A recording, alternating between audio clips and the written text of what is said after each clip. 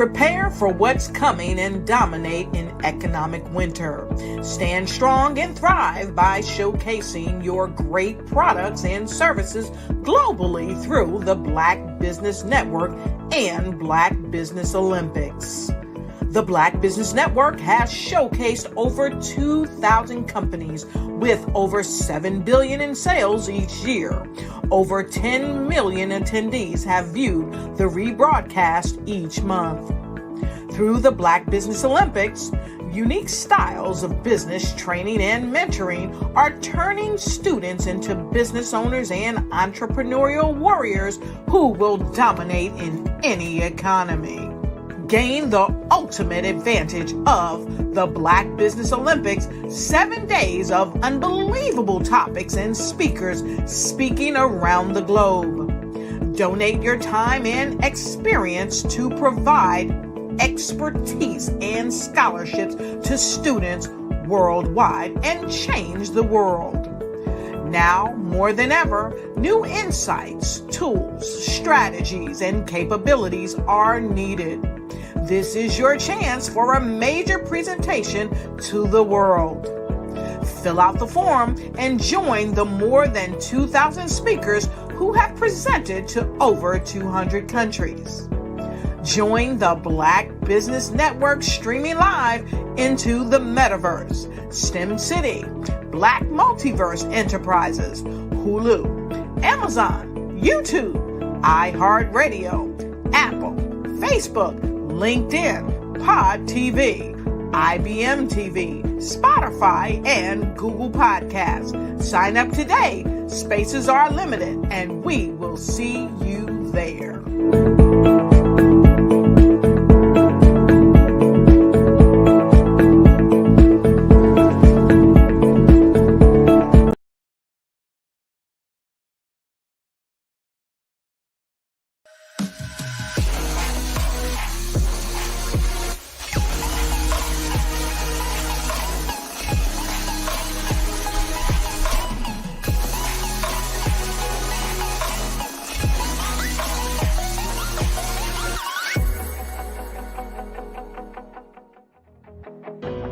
I am Black business. From the moment I wake until the time I sleep, I am Black business. I am Black business. Are you Black business? I am Black business. Do you support Black businesses? I support Black business because I am Black business. Black Business Expo, one of the largest business showcases in the history of Black business in the world.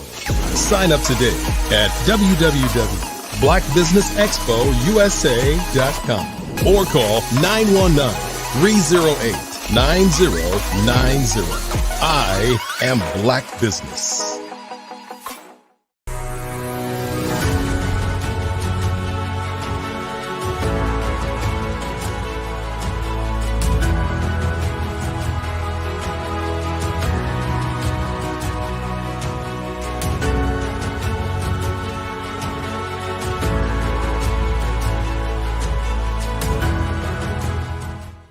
Black Business Expo's mission is to raise funds for high school seniors going to college or K through 12 entrepreneurs. This expo is a fundraiser for students. Please, you may go to www.blackbusinessexpousa.com to donate to the scholarship fund or use the Cash App at $BBXUSA. Our goal is to give laptops and up to $5,000 to 10 students. Students can register online at www.blackbusinessexpousa.com. Every dollar counts. Please donate to the Black Business Expo USA Scholarship Fund.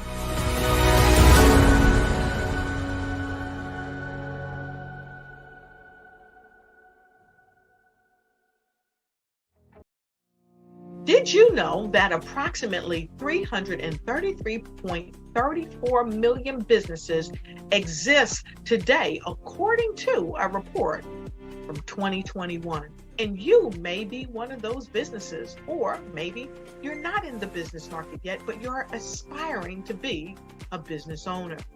Well, guess what? You're in the right place at the right time. Because let's face it, everything is about timing and opportunity. Hi, my name is Dr. Lotus Richey, and I'm the CEO and founder of the Lotus Richey Coaching and Consulting LLC, along with the Lotus Richey Ignite Show. 15 minutes of success with Dr. Lotus Richey, as well as books to boom your business and bring who you are. And today, I want to bring this amazing message to you about the Black Business Network and the Black Business Olympics. See, the Black Business Network and the Black Business Olympics is designed to help people just like you, that's right, that look like me, to take their business to the next level. Not just in your front yard or your backyard, but globally. The Black Business Network and Black Business Olympics is designed not to just help you survive, but to help you thrive. So join us today as we come together with businesses all around the world to support our students, our children, our young teens, our young entrepreneurs. What we do is we come together to help raise funds for students who are aspiring to be business entrepreneurs, who are aspiring and who are thriving in college. We endow them with a wonderful opportunity to gain scholarship of either a laptop or several thousands of dollars. And we invite you to help be a contributor to this amazing opportunity to help someone that looks just like you. So join us today at our website and let us connect with you and help you ignite and take flight in every area of your life on the Black Business Network and the Black Business Olympics. I'll see you on the other side.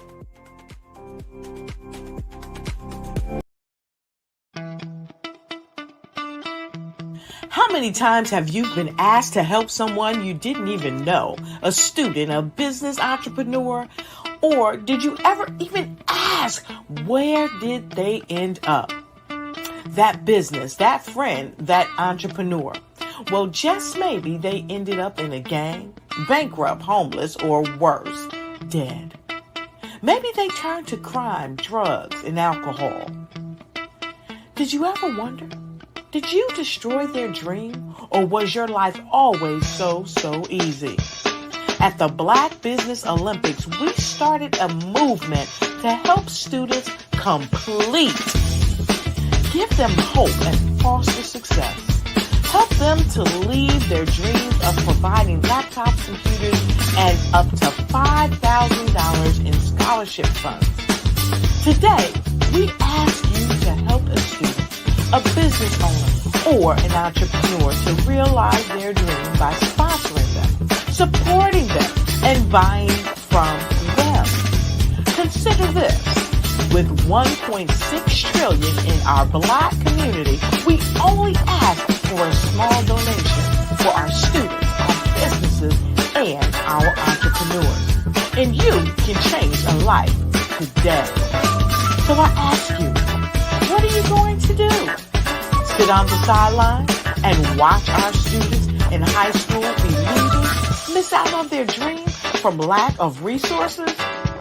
Or are you going to donate to the movement and change their future and yours as well?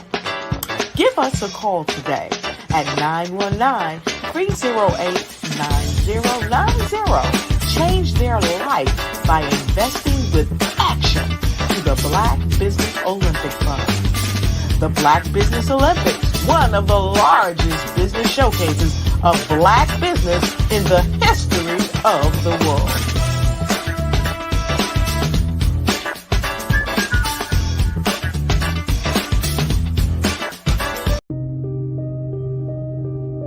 The Black Business Expo is changing my life. This year, they are giving away laptops and even $5,000 in cash to students just like me.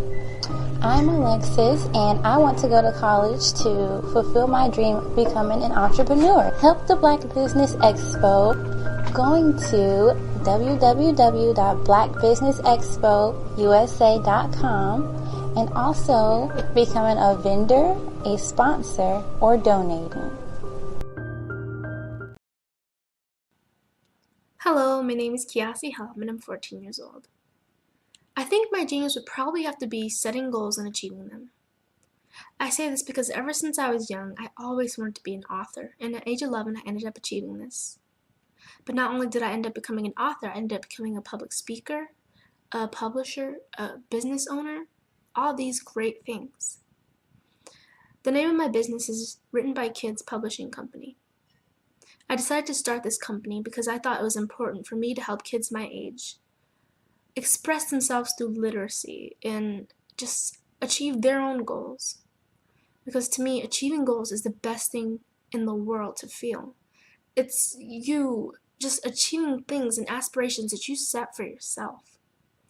And I know that everybody is capable of this because even if you don't end up achieving the goal, you still tried your best, and that's the most important thing. And everybody is capable of this because genius is common. Thank you.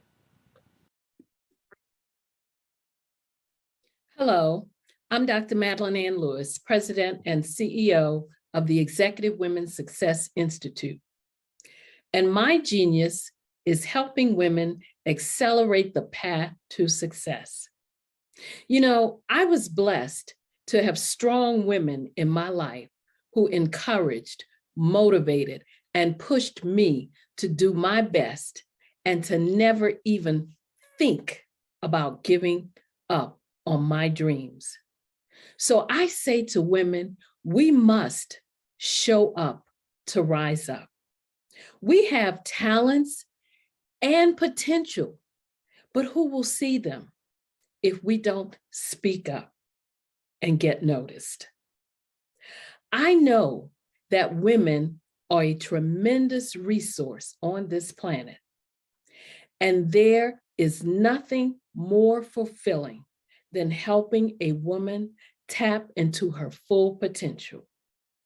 I do this because I want to be a part of helping as many women as I can to show up, to rise up.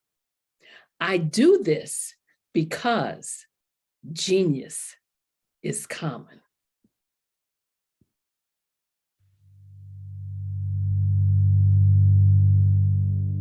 So what we have to do is when we get in a spot, we need to create some spots for us. That's the main thing. We need to be able to be in a position where we're able to create those spots for us. For me, being an entrepreneur, I'm not just going to get a business and then leave you sitting high and dry. If you ask me some questions about entrepreneurship, I'm going to give you as much as I received. I've seen people who made it, and then when you ask them, it's like, okay, now you have to pay me for the information, the same information I got for free. We probably in totally different cities. There's no way that we're going to bump heads or anything. We're not competing. Bring me up with you. And so I just think that whatever education that I have, then I need to be able to give that to my own as well. So create the spots. You can create the spots when you get there.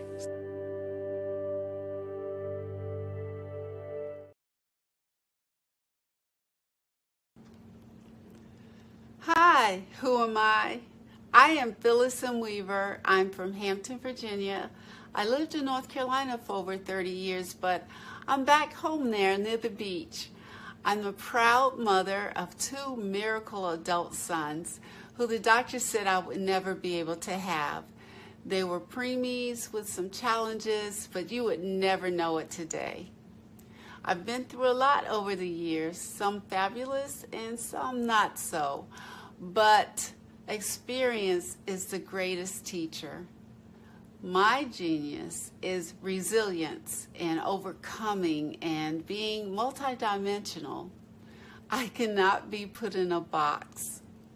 When God created me, He gave me the gift of a passionate fighting spirit and to love, to encourage, and help people activate their fullest potential. I'm a pharmacist, entrepreneur, author, speaker, and creator. I love music, art, theater, and fitness. My life changed in 2013 when I was diagnosed with lupus, fibromyalgia, rheumatoid arthritis, mixed connective tissue disorder, and much more. And I was given a very poor prognosis, recovery prognosis, but I'm Ramon Ray, founder of Smart Hustle Magazine and smallbiztechnology.com.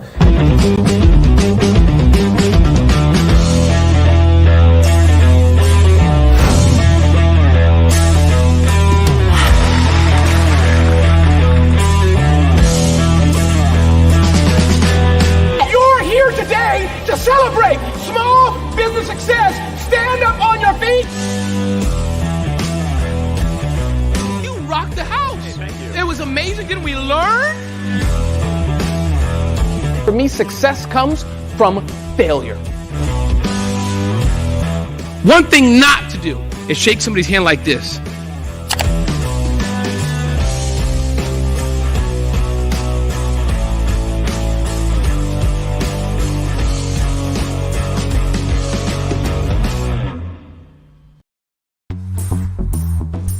Attention all entrepreneurs and companies. Are you looking for reliable and efficient virtual assistants and back office support to help you manage your business tasks? Look no further than Superwoman Business Services. Our team of virtual assistants provides a full range of administrative support services, including operations management, social media marketing, and much more. We also offer website design services to help you create a professional online presence that reflects your unique brand. In addition to administrative support and website design, we offer business development and structuring services to help you grow your business and achieve your goals. We'll work closely with you to identify areas of improvement and develop a customized plan to help you reach your full potential. At Superwoman Business Services, we understand that running a business can be overwhelming and time-consuming. That's why we're here to help you fly high and achieve success. Our virtual assistants are highly skilled, experienced, and dedicated to providing you with the support you need to thrive. Come fly with us and take your business to new heights. Let us help you become the superhero entrepreneur you are meant to be.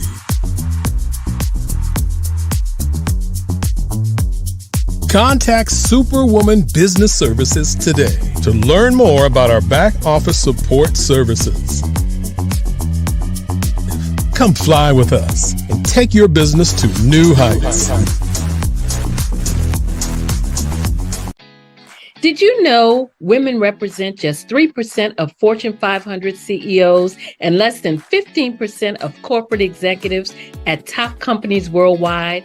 Have you wondered what the secrets are to getting into the top ranks, whether in the private or public sector?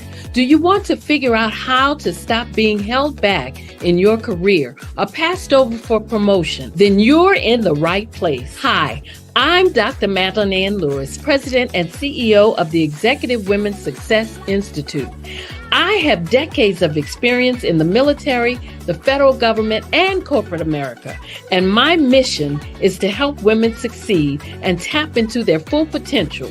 I want to reach 1 million+ women around the world to become the leaders they are meant to be. So if you want to move into a management or executive level position, or maybe you are a female veteran transitioning out of the military into business entrepreneurship, then reach out to the Executive Women's Success Institute at 301-693-3284. Let us get you on the fast track to success.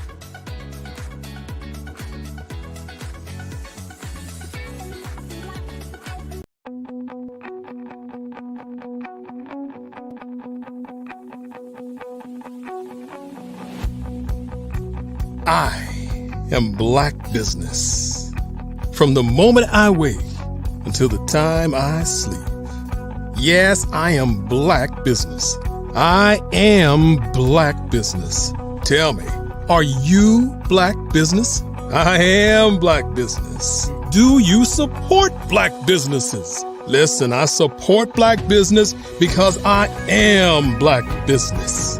Black Business Expo, one of the largest business showcases in the history of Black business in the world.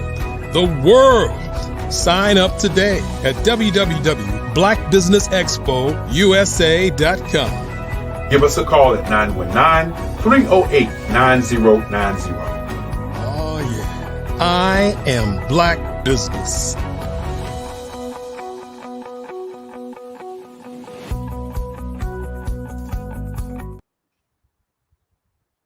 Good morning, business owners, entrepreneurs, thought leaders, and corporations. Welcome to the Black Business Network.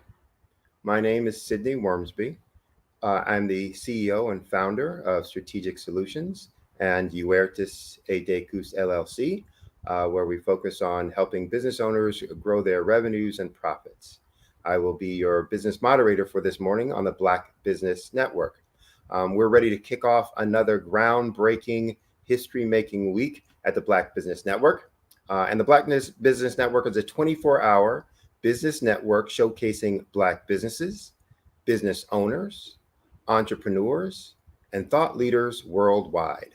We have speakers from North Carolina, London, Singapore, Africa, Japan, and cities all over the United States. The Black Business Network is a global community sharing its business knowledge to empower, inspire, and educate businesses about business. And we're going to start this week off with a talk by Dr. Eric Kelly, founder and leader of Black Business Olympics, talking about the state of the Black Business Olympics today. Dr. Kelly is one of the leading African-American artists in the last 3 decades, and he reflects on the connections between images and the nation state, the linkages between art and humanity, and the understanding of society through abstract and expressionist art. Mr. Kelly creates various images of historical moments in time based on his unique analysis. Mr. Kelly's drawings and paintings reflect extensively on how he has defined and created the art of abstract expression into a form of art. I present to you our leader, our founder, extraordinaire, Dr. Eric Kelly III. Good morning. Good morning. Good morning. Well, good to have you here. Good to be here. Good to kick off another week. And like I said, looking forward to some more groundbreaking, history-making stuff. So I'm going to get out of your way. Remember, genius is common. I'll see you on the other side. And thank you so very much, Sidney. Before you go, I'd just like to tell you that you've done an outstanding job working with us. It's always about team. And I believe in team first. And sometimes we don't tell people, thank you, but I believe in letting people know that they're invaluable to the process. And as we move toward this week, I want people to understand that we are a team. But again, thank you so very much. You're welcome. Glad to do it. And good morning. As we get prepared for the Black Business Olympics, we're going to embark on a week that's going to be unprecedented. We're going to embark on a week that's going to really change people's lives. You know, many times people ask the question, why? Why do we do it? Why? And many times the answer to that is because we care, because we generally care about people around the globe, around the world. And as we think about caring about people around the world and around the globe, we have to begin to think about, what do you get out of this week? You know, I can contend to say that, you know, it's going to be a history-making activity, as we have speakers from all over the globe, Africa, London, Singapore, all places in the states of North America. And the question becomes, why do we do it? I'm going to go to a commercial break, and I want you to listen to this young lady as we prepare for me giving you an address. The Black Business Expo is changing my life. This year, they are giving away laptops and even $5,000 in cash to students just like me. I'm Alexis, and I want to go to college to fulfill my dream of becoming an entrepreneur. Help the Black Business Expo going to www.blackbusinessexpousa.com and also becoming a vendor, a sponsor, or donating. This is why we do it. This is why we do it. And that's to raise scholarships for kids. You know, 1 in 1,000 kids are committing suicide. And we are, and when I say we, I'm talking about Black community, is the number one group that's committing suicide. And so you got to ask yourself, okay, we're number one in this aspect. Why? What gets us into this space with our kids who are lost, lonely, and bored? These are three things that nobody wants to talk about: lost, lonely, and bored. It's also a question for you to think about your business. Are you lost, lonely, and bored? And so our kids are bombarded each and every day to become basketball players, football players, singers, dancers, actors, and from time to time, criminals, if you watch the news. Because the news is a reflection of what's going on in the world. And so when our kids see these as the only options, then it's depressing, because everybody can't be a basketball player. Everybody can't be a great football player. Everybody can't be everything that's in what I call the entertainment culture. So with that being said, and that being a thought of today, we have to begin to look at how can we make a change. My change is to create a network of business owners to come together 365 days live. We want to change the status quo of everything being recorded and being regurgitated. We want to change the whole idea of this is the way it's going to be. There's been a long time statement about Black people, and that statement is Black people cannot work together. And so first of all, we want to change that. And more importantly, we want to show our young people who are committing suicide, who's lonely, bored, we want to show them that they can be something more than being in the entertainment culture. With that being said, you know, I want you to think this whole entire week about what you're going to see. You're going to see business owners coming together to talk about different business ideas and different businesses that's going to change how you think about your business. There are 3 tiers to what we do. The first tier is to show our students that they can become entrepreneurs, that they can go to college and learn, you know, that they can do something that was illegal so many years ago, and that is to read and to listen and to have an oral account of what's going on. And so with that being said, I want you to understand that each one of these days of this week is going to be a historical moment in time. The first day, we're going to have speakers to come on to talk about education, information, empowerment, and inspiration. These words are not just words to just be thrown out into the air. These are words that changes people's lives. And that's going to happen on today. We will start this morning off with inspiration by me. And I want to inspire people to begin to think about how they can step across the aisle of uncertainty and talk to a young person to say, hello, how you doing? What are you doing? What are your dreams? What are your aspirations? And then dig a little bit deeper into what they're thinking about. Dig a little bit deeper into what they want to do. And then ask them, can I mentor you? Can I share with you the wisdom that I've received over years and years of living on the planet?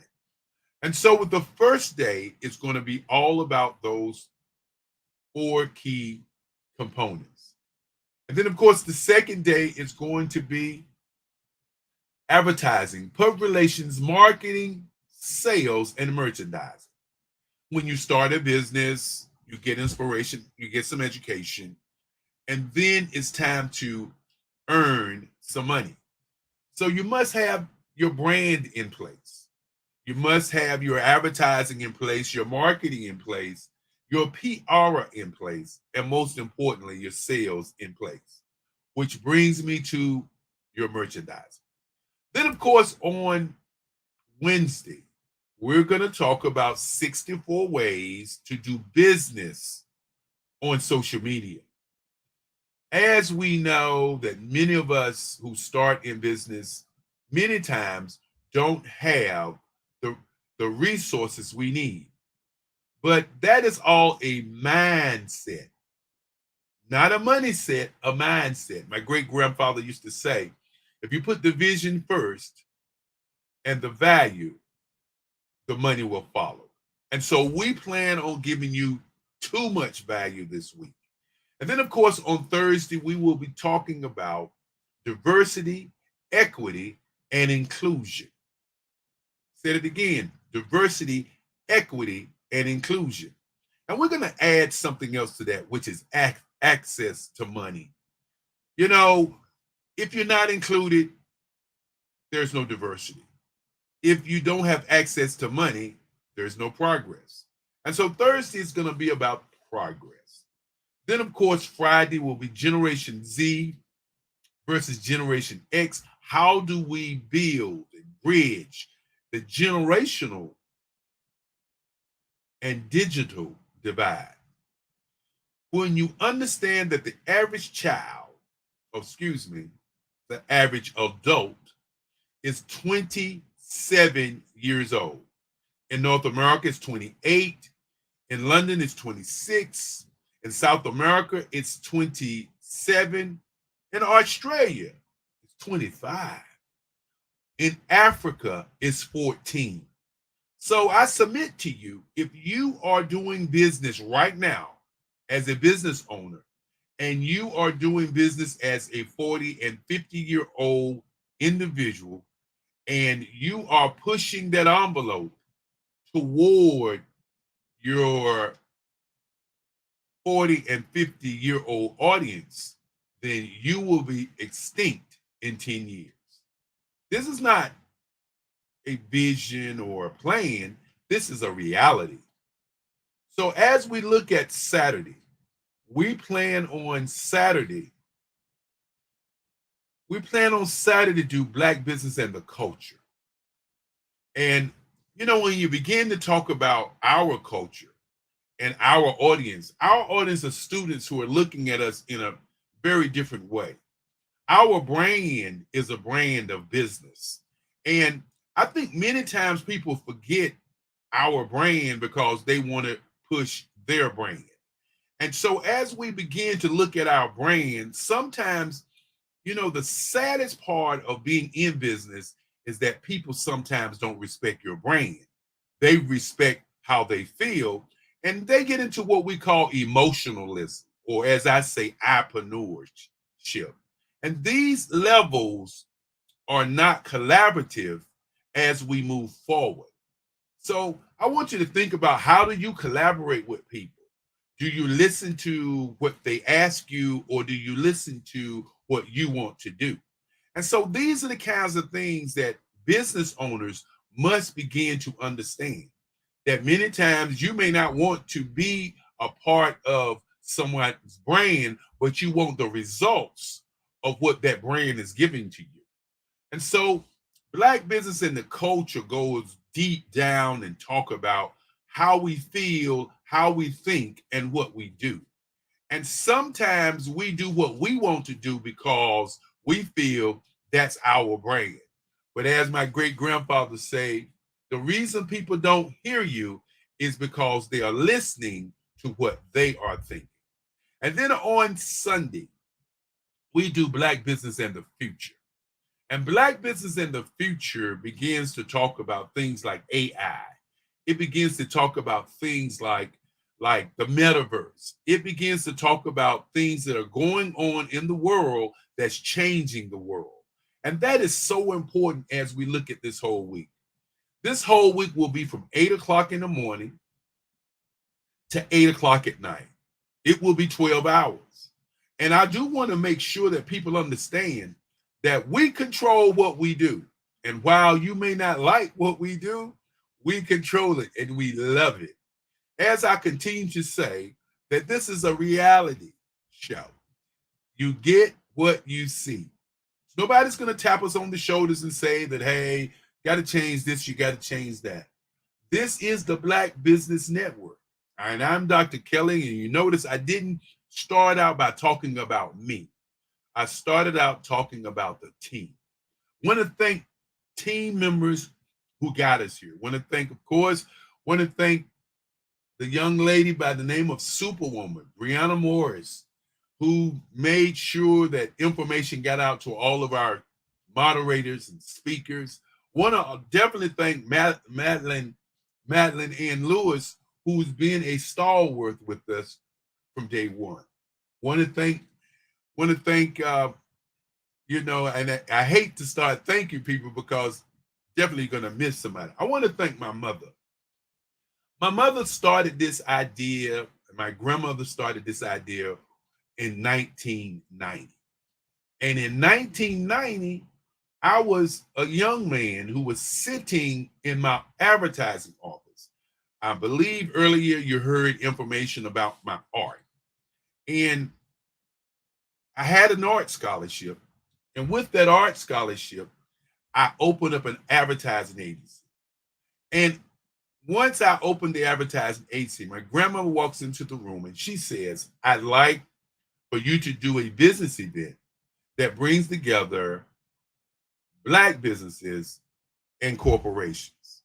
She was saying that in the rooms that she frequents, and she was a negotiator for the AFL-CIO. She was the plant person who got the employees raises and got the corporate office to understand why that was important and how that would build the bottom line.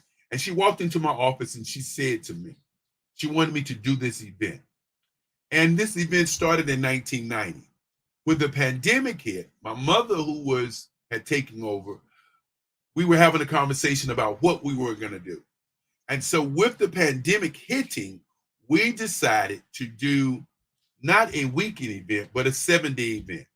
And as I began to call people in our network and call people all over the country and utilize LinkedIn and utilize the Facebooks and YouTubes to research and find people, it became apparent that this was a need, not a want, but an actual need. And so our first week that we did in November of 2019, we garnered over 36,000 people. And those 36,000 people that we garnered were an amazing feat to us because we were not thinking about the numbers. We were thinking about changing people's lives in business. Many people were at home, so we wanted to push that information to them. And so after our first successful one, we decided to do quarterly, which we did quarterly, started in February. And I remember these times and dates so very vividly because when we started this journey, many people didn't believe that it would happen. No one believed what we believed. And what we believed is that there are business owners and Black business owners all over the globe who want to connect to do business. And so that's what this has been for us. And so the quarterly one, first one got us 48,000 people. Then the next one got us 150,000 people.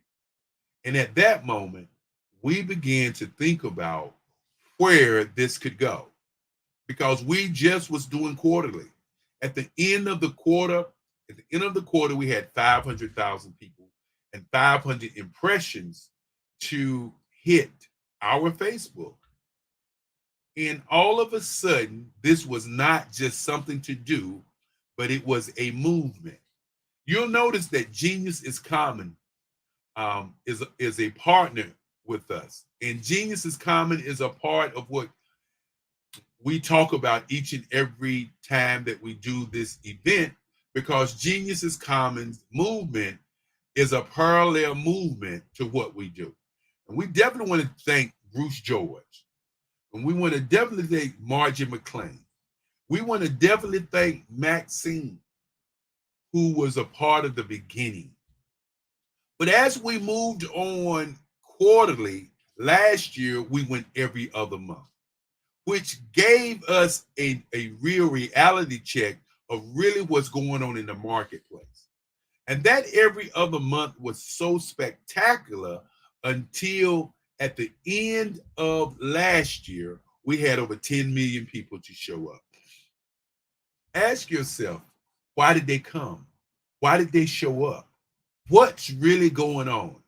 You know, many times people say that people are an overnight success, but nobody looks at the work that you have to do to become successful. And success is always sitting over there on the table waiting for somewhere to be. And so as we look at where we are today, this year, we began every month. I'm going to say that again. This year, we begin every month. Many times when you're in a movement, nobody says to you what the strategy is. Everybody says what the movement is, what we believe. We believe that we can change the lives of our students. As my great-grandfather used to say, when you don't value your value, then your value is not valuable. And the valuable commodity or the valuable piece of energy for our legacy is our students. And we believe that when we give them the roadmap to success to be entrepreneurs and business owners, that we can go to the highest heights of our lives. When I sit here and think about Black Wall Street and all of the Black Wall Streets all over the world, because many times when we talk about Black Wall Streets, we just talk about Oklahoma that was bombed. Oftentimes we don't talk about the Durham, North Carolina, where was the first Black Wall Street, that urban, as they called it, urban renewal, or as the highway went through our neighborhoods to destroy our economic development. The bombing of Oklahoma was to destroy the economics. Seneca City, that is now Central Park, that was taken away from Black people, was to destroy the economic development. The burning in Los Angeles, the Chicago South Side, the New Orleans, the cities all over the world where Black people were, we were creating economic development. And now when we begin to talk about Black Wall Street, it's always what has happened in the past. But what I want you to concentrate on this week is the $11 trillion that we have in our communities. the $11 trillion that is being attacked by all industries and all people but ourselves.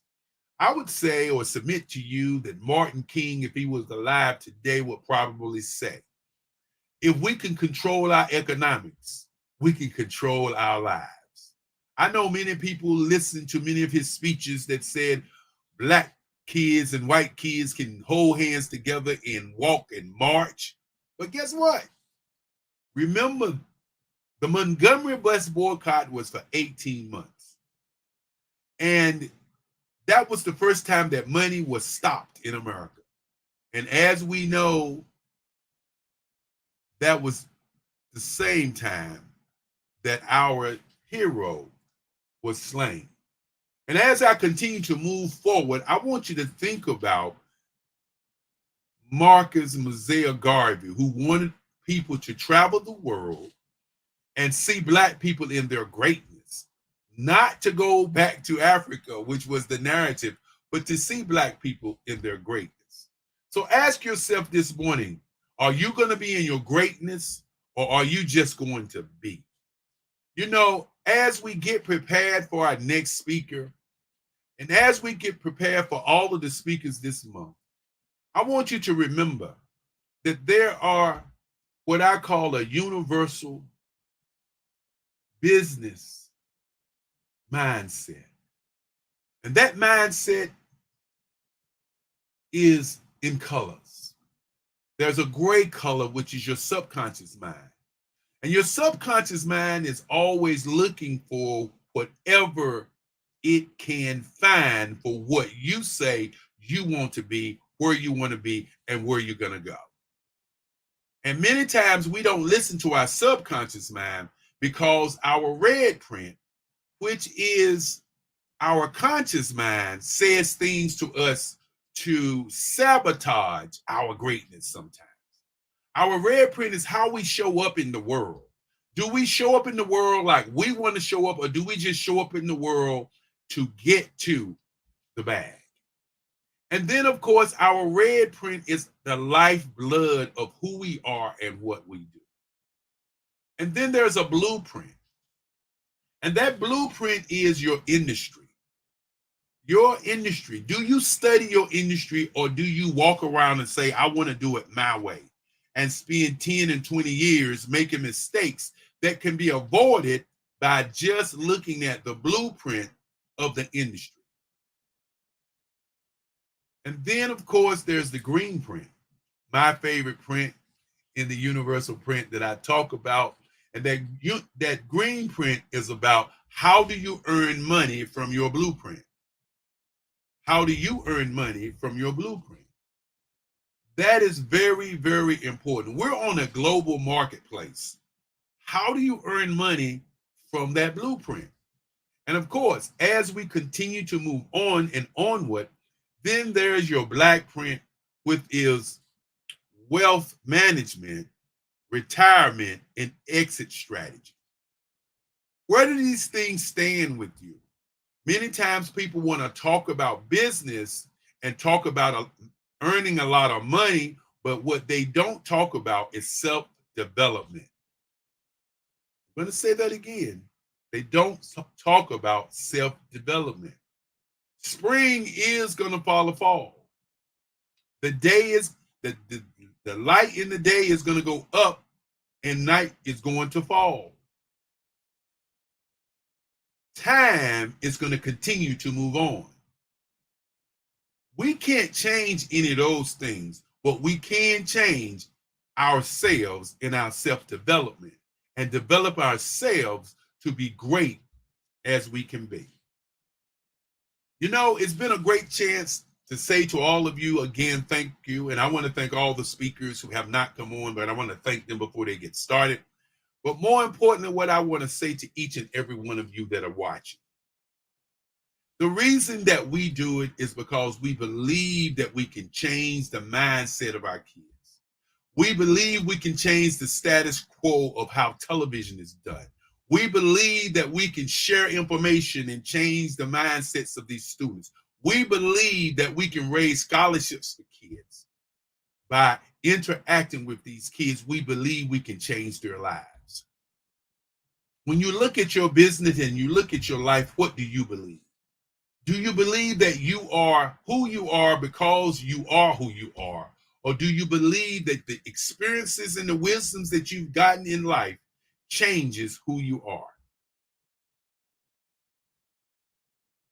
We will be doing this all week long. And I want to say to you and each and every person that tunes in, thank you, thank you, thank you. And for companies and corporations, we want you to reach out, talk to us as we continue to build on this. Over 3,000 business owners have been on this platform year to date. The question is, do you exist in their minds? Do they know who you are? And for all of our business owners, do you know who you are? The world is changing. Let's change with the world. You know, I'm Dr. Eric Kelly III. I didn't talk much about my art, but as we move forward through this week, you'll see more information about what I do. You know, many people think that this is a job. No, this is love. This is what I believe in. This is what my world is all about. And with that being said, you know, I like to bring back the guy who brought me up, the guy who's steering the ship this morning, the guy who's making it happen for all of us as we continue to move into the future. Well, as always, well said. You know, I want to highlight, and I know sometimes, you know, we can't always blow our own horn as loud and as proud as we'd like to. So I want to blow your horn as an individual and organization about what you guys are doing, because again, economic strength, economic foundation is such a important piece of any culture, of any group, of you know, any people, and so for what you guys are doing, you're helping to build that foundation both for now and in the future. So all the training that's being provided by the business owners and CEOs and professionals coming onto your network doing this, helping all of those you know, businesses and entrepreneurs out there right now within the, you know, African American Black community.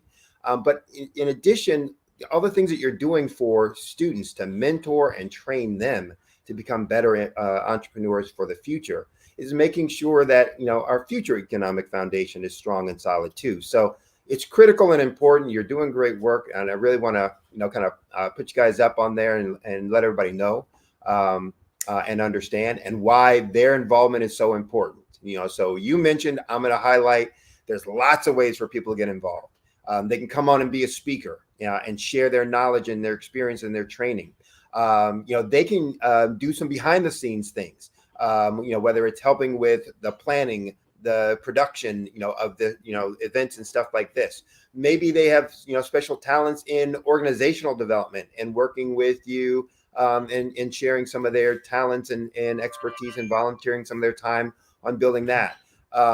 You know, there's just so many different ways. And so I encourage and offer out there for folks to, you know, really contact and to make their, you know, efforts available to you and the rest of the organization. So with that, I'm going to ask one more time, what's the best way for folks to contact you directly if they wanted to, you know, speak with you more about being involved with the Black Business Network? Well, one of the things that they can do is go to bbxspeakers1@gmail. And they can send us a email, or they can call 919-308-9090, and they can get in touch with the staff and the team, and they can become speakers, volunteers, donate to the process, or to be involved. When you're running a movement, it's not a movement if it doesn't move. And I know many times people don't get that part of a movement. You know, they think that a movement runs only because of them. But a movement runs just like time. You can't stop history.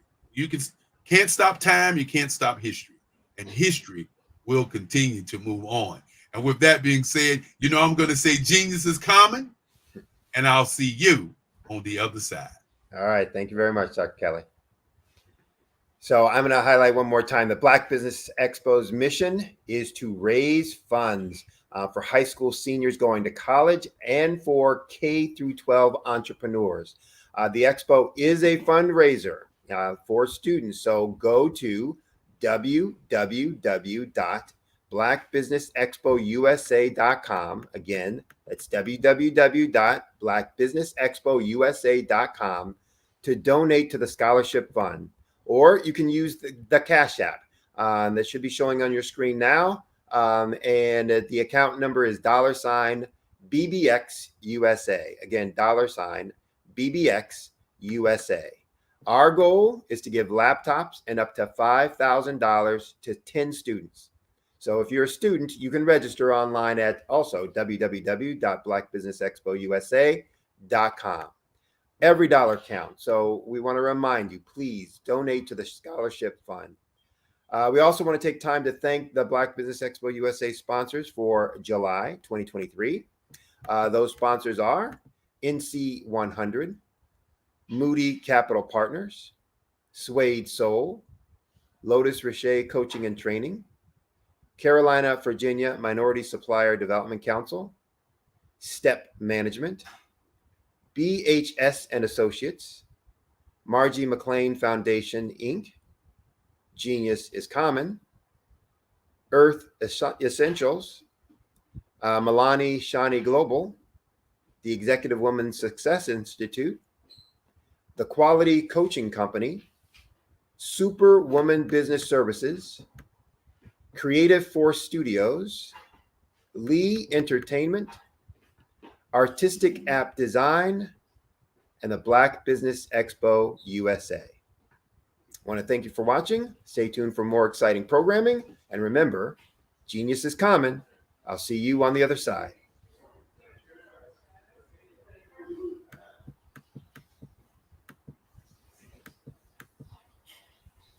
Hi, my name is Joanne Sampson, and I'm the creative owner of Creative Vision Designs. My genius is being an artist who creates sculptures out of cardboard. My first piece here, this was my very first one that I've done, and he has his locks made out of paper, and if you notice, I have a few of them here with locks. This is one of my signature things that I do with my artwork. I have my sunglass women collection, and I have Mrs. Winters here in the shadow box. And then I have my 3 pieces on the wall: cardboard, plastic, and paper. I'd like you to imagine with me, if you will, opening an app where you can collaborate with like-minded individuals from around the world, get inspiration and in-app tools to launch and grow your business, as well as share your knowledge and earn compensation, all in one app. Well, the name of that app is Truso, short for Truly Social. Hi, I'm Matthew Newman, the founder and CEO of Truso. A new concept in social media, Truso is designed from the ground up to be a platform that's both social and empowering for all its users. How exactly do we do that? I'm glad you asked. First, Truso brings the world together via video. Psychologists assert that video provides a significantly more effective connection than audio only. When you enter a community on Truso, you're face to face. Second, on Truso, you don't have to have 1 million followers to monetize. Our business model allows all hosts and moderators to monetize, no matter the size of your following, by 1, producing fee-based content, and 2, inviting others to join the platform as subscribers. Even more, Truso has an in-app resource library with over 100 free resources, forms, and documents to help you build your brand and grow your business. Third, Truso is inclusive. The deaf and hard of hearing communities make up 360 million people worldwide. Unlike audio-only apps, Truso embraces its community, providing a networking platform that allows them to participate via video and closed captioning. We even have a deaf and hard of hearing foundation in the works as well. Fourth, Truso is both social and safe. We refer to Trousseau as a virtual extension of the beauty shop, barbershop, and brainchild of the community. A place where there's laughter, along with wisdom, growth-oriented conversation, and genuine connections in a safe space. Trousseau even has proprietary security to ensure we maintain a safe environment for everyone. Where are we at now? Trousseau is live, y'all. We've launched in beta and we're acquiring users daily.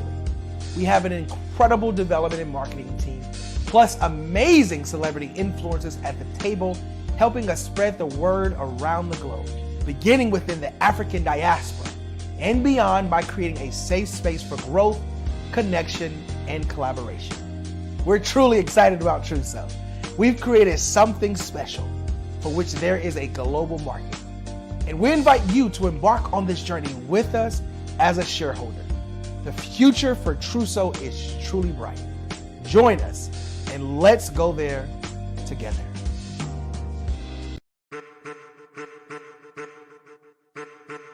I am a child of the Most High God.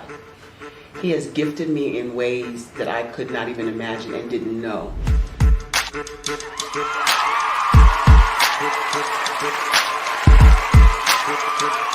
There was a time when I didn't know who I was.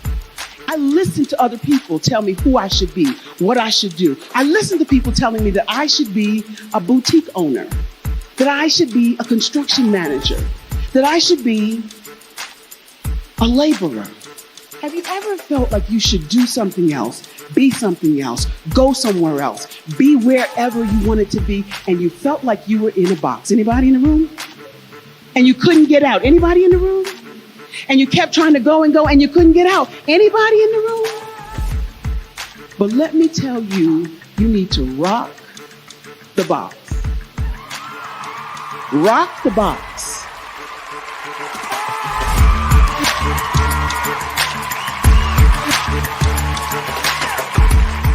I am engaging, inspiring, and empowering.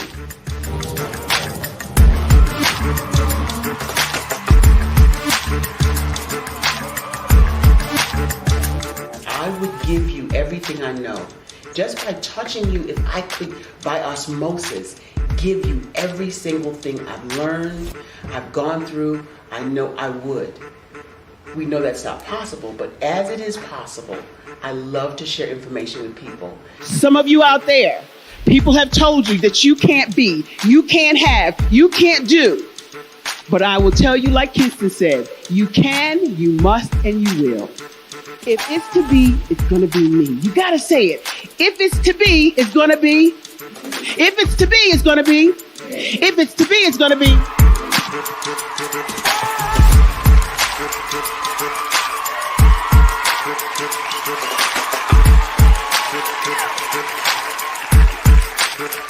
Barbara is because she believed what her mama said about her and not what other people told her.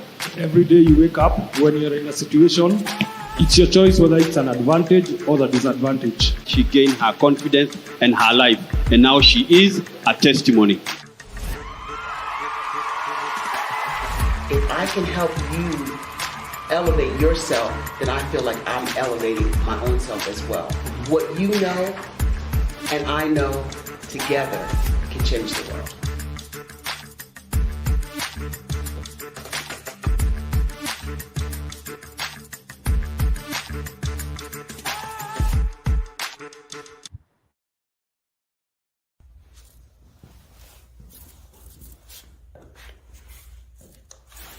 How you doing? I'm Rodney Allen Rippey. Yeah, the child actor. Well, now, leading man. Some of you might remember back in the day, the Harlem Globetrotters popcorn machine. Remember that? Well, it was a Saturday morning special that would come on, and I was there with Geese and Tex and Meadowlark Lemon. Remember the show? Well, I had a great time. And I have to say a huge, huge thank you to all my fans out there. Thank you for all the years of support. I went on from the entertainment industry. I started getting into producing and directing. And now, hey, here I am. I'm a studio executive here in Burbank, California at 2526 Studios.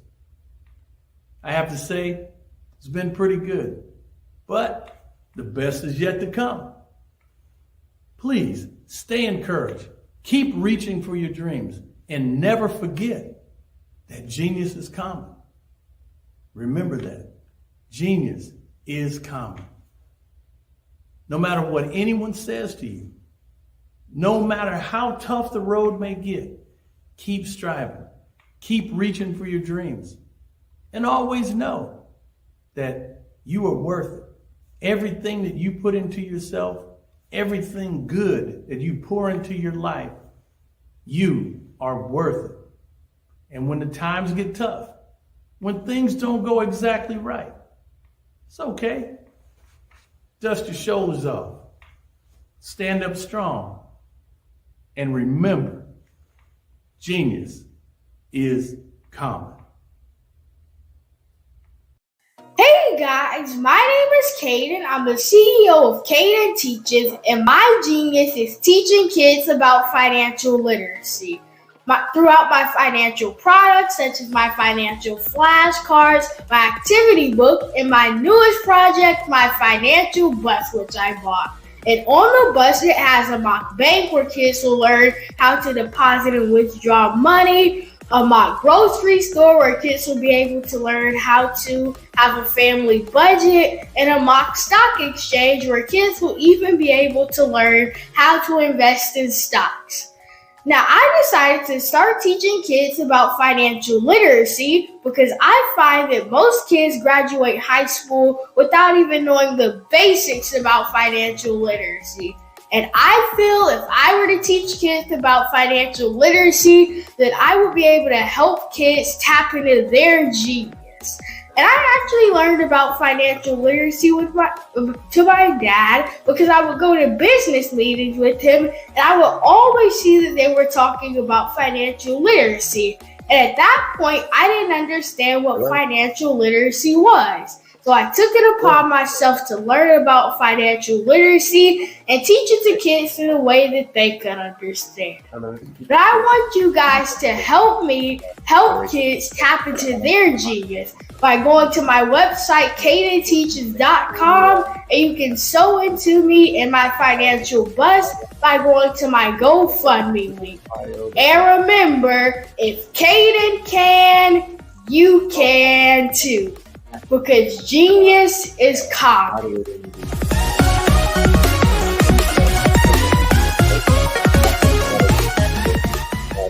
Phenomenal Tanya T. Wise, who is here from the great state of Maryland. Tanya, welcome and thank you for being with us today. Can you indulge our audience a little bit and tell them just a little bit more about who you are and what it is that you do? Well, I love being able to talk to people and have a magnetic attitude, being able to just show them. So I always like to say, level up is Coach at Tanya T. Wise here. So can you tell our audience, just give them a teaser about what your presentation will be about? So my philosophy is that we should all be living our dream life. So tomorrow I'm going to talk about how you start living your dream life. What are some of the things that you thought about in your childhood that you just kind of let go and dormant? Wow. And I want to reignite that and just give you some pointers and some tips, some tools, some strategies to be able to start living your best life now. And guess what, Rhonda? And leave it inheritance for your legacy. Oh my goodness. Okay, I know that's resonating with a lot of people. I've heard that you have a dynamic coaching program. Can you tell us a little bit more about that? Absolutely.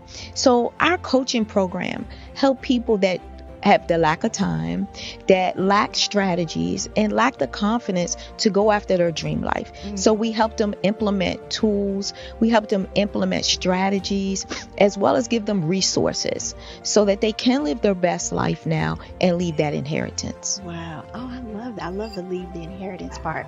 Listen, you are dropping some major nuggets, and I know a lot of what you're saying is resonating with a lot of people, but I think we're all curious. How did you even make this transition into the speaking and coaching arena? What's the story behind this? So I started out in finance, and I realized that a lot of people don't necessarily go after their dream life because of the lack of finances or the education behind finances.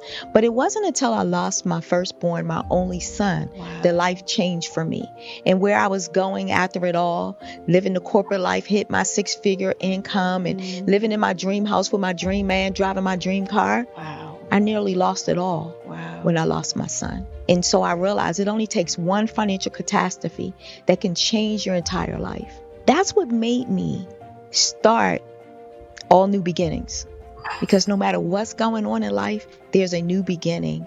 And because of that, we develop a program called Wise Minded. My little slogan is, don't just dream it, let's live it. If they want to connect with you or work with you, what is the best ways for them to be able to do that? Well, for my social media guru, you can connect with me on every single social media platform as Tanya T. Wise.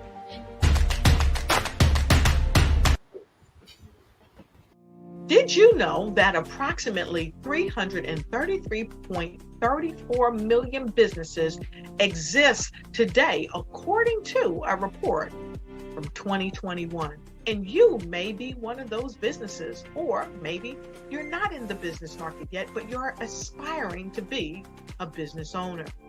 Well, guess what? You're in the right place at the right time. Because let's face it, everything is about timing and opportunity. Hi, my name is Dr. Lotus Richey, and I'm the CEO and founder of the Lotus Richey Coaching and Consulting LLC, along with the Lotus Richey Ignite Show. 15 minutes of success with Dr. Lotus Richey, as well as books to boom your business and bring who you are. And today, I want to bring this amazing message to you about the Black Business Network and the Black Business Olympics. See, the Black Business Network and the Black Business Olympics is designed to help people just like you, that's right, that look like me, to take their business to the next level. Not just in your front yard or your backyard, but globally. The Black Business Network and Black Business Olympics is designed not to just help you survive, but to help you thrive. So join us today as we come together with businesses all around the world to support our students, our children, our young teens, our young entrepreneurs. What we do is we come together to help raise funds for students who are aspiring to be business entrepreneurs, who are aspiring and who are thriving in college. We endow them with a wonderful opportunity to gain scholarship of either a laptop or several thousands of dollars. And we invite you to help be a contributor to this amazing opportunity to help someone that looks just like you. So join us today at our website and let us connect with you and help you ignite and take flight in every area of your life on the Black Business Network and the Black Business Olympics. I'll see you on the other side.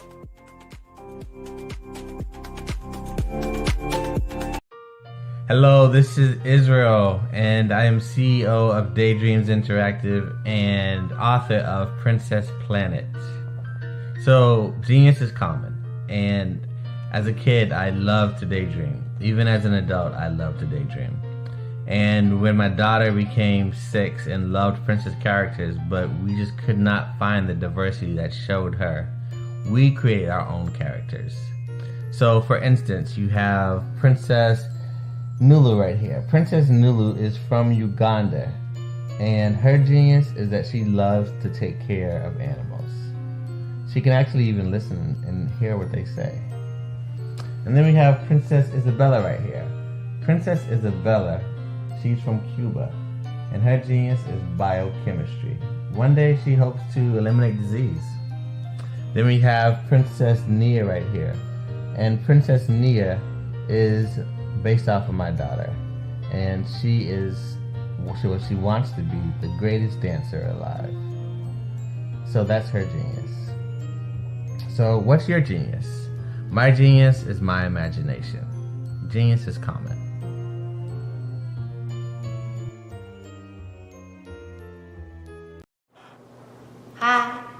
my name is Megan, and I'm creating this video to let you know that genius is common. To me, did you know women represent just 3% of Fortune 500 CEOs and less than 15% of corporate executives at top companies worldwide? Have you wondered what the secrets are to getting into the top ranks, whether in the private or public sector? Do you want to figure out how to stop being held back in your career or passed over for promotion? Then you're in the right place. Hi, I'm Dr. Madeline Ann Lewis, President and CEO of the Executive Women's Success Institute. I have decades of experience in the military, the federal government, and corporate America, and my mission is to help women succeed and tap into their full potential. I want to reach 1 million plus women around the world to become the leaders they are meant to be. So if you want to move into a management or executive level position, or maybe you are a female veteran transitioning out of the military into business entrepreneurship, then reach out to the Executive Women's Success Institute at 301-693-3284. Let us get you on the fast track to success.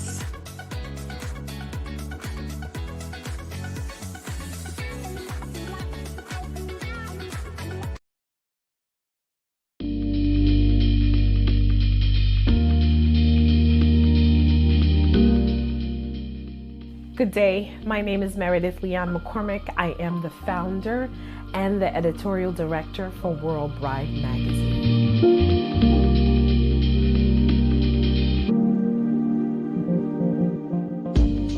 World Bride magazine was founded some over 20 years ago, and it was supposed to be a response, and I believe it still is a response to the lack of diversity in the fashion and specifically the bridal industry. We created it with the intention of being very inclusive, to show women of color, to show couples of color of all backgrounds that were getting married, that have families, that are consumers in the bridal industry. I heard specifically from the brides that there was a need for them. They didn't see themselves, and we're not only talking about Black women, we're talking about Asian, Latina. They all wanted to be seen. Arab, Muslim, all these women were like, oh my God, I'd love to submit my wedding to these magazines, but nobody ever answers me. And I just wanted to be that answer. So one of the things that has helped us to stay in business and sustain us is the partnerships that we've been able to forge with amazing brands. You know, I've been able to call on Chanel and Dior and say, hey, listen, I run a magazine. We need some products. What's going on? Do you have any new things that you're releasing?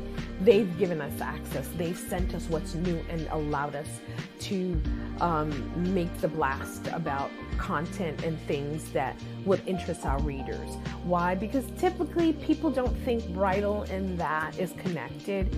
And then the relationship that I forged with Ford Cars, General Motors. You know, we did a beautiful video where we shot for our one of our issues, and they provided us with a beautiful car, and we were able to show that. Where's the connection? It's all connected. This couple will need to buy a home, will need to buy a car, they will start a family. All of these things are connected.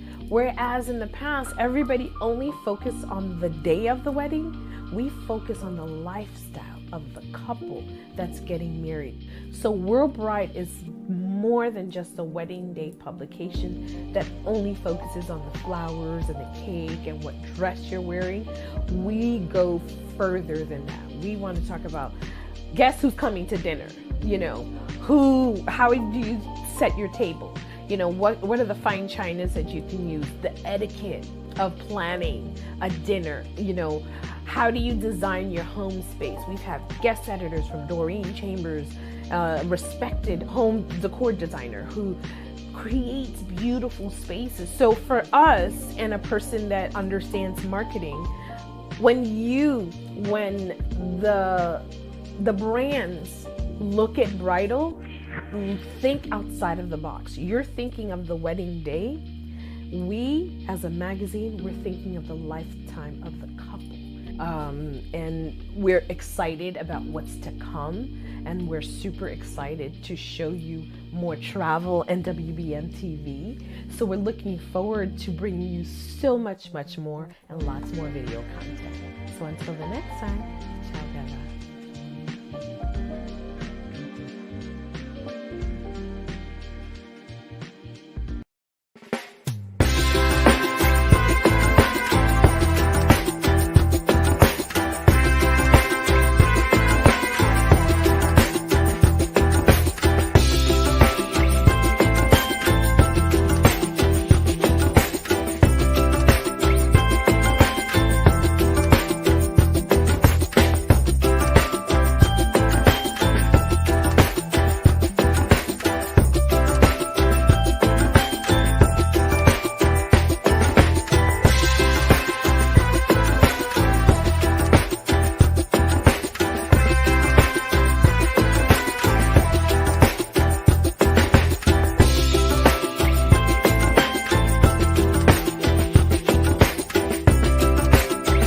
I'm constantly hungry, not necessarily for success, because my life purpose is to be significant, is to contribute.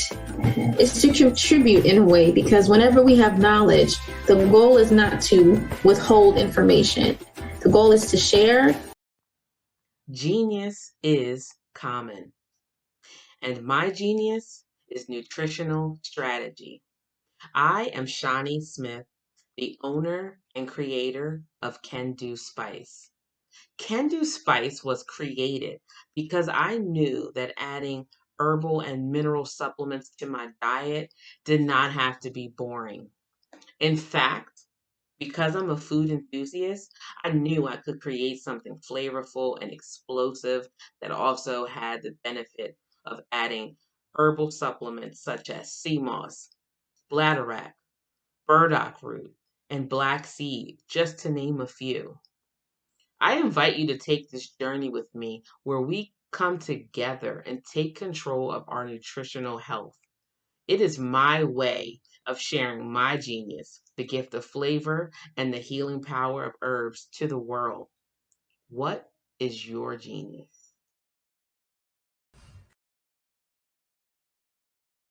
Hey, it's your girl Colette V. Smith. The V is for victory. My mama would tell you the V is for Veronica, but it's Colette V. Smith, the NFL's first African-American woman to coach in the history of the National Football League, by way of being the first female in 2017 to coach in New York Jets franchise history. Today, I'm the founder of Believe in You Incorporated. Believe in You Incorporated. I got here because I didn't limit myself. I started thinking freely, living life freely. Don't limit yourself. Unleash your power, the power that God created you to be and to have. I got here because I didn't just follow a path. I created my own. You can do the same thing. You know why I know this? Because genius is common.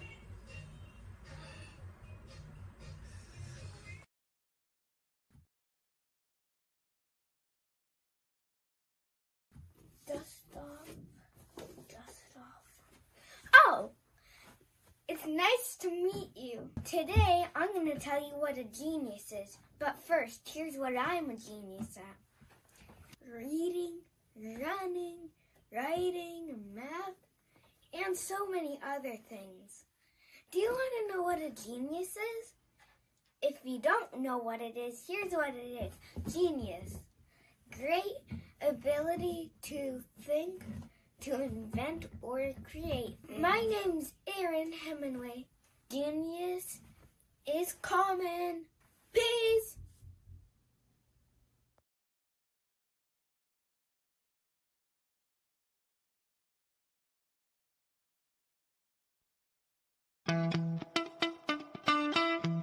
How many times have you been asked to help someone you didn't even know, a student, a business entrepreneur? Or did you ever even...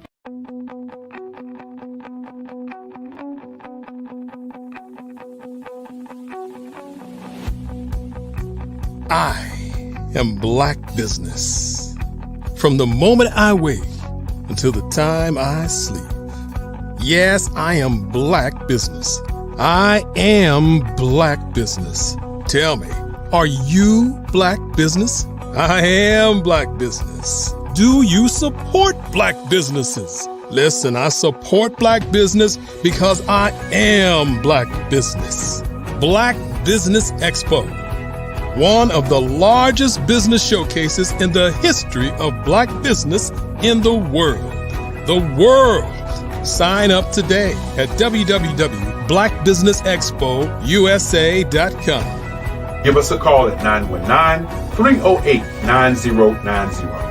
Oh, yeah. I am Black business.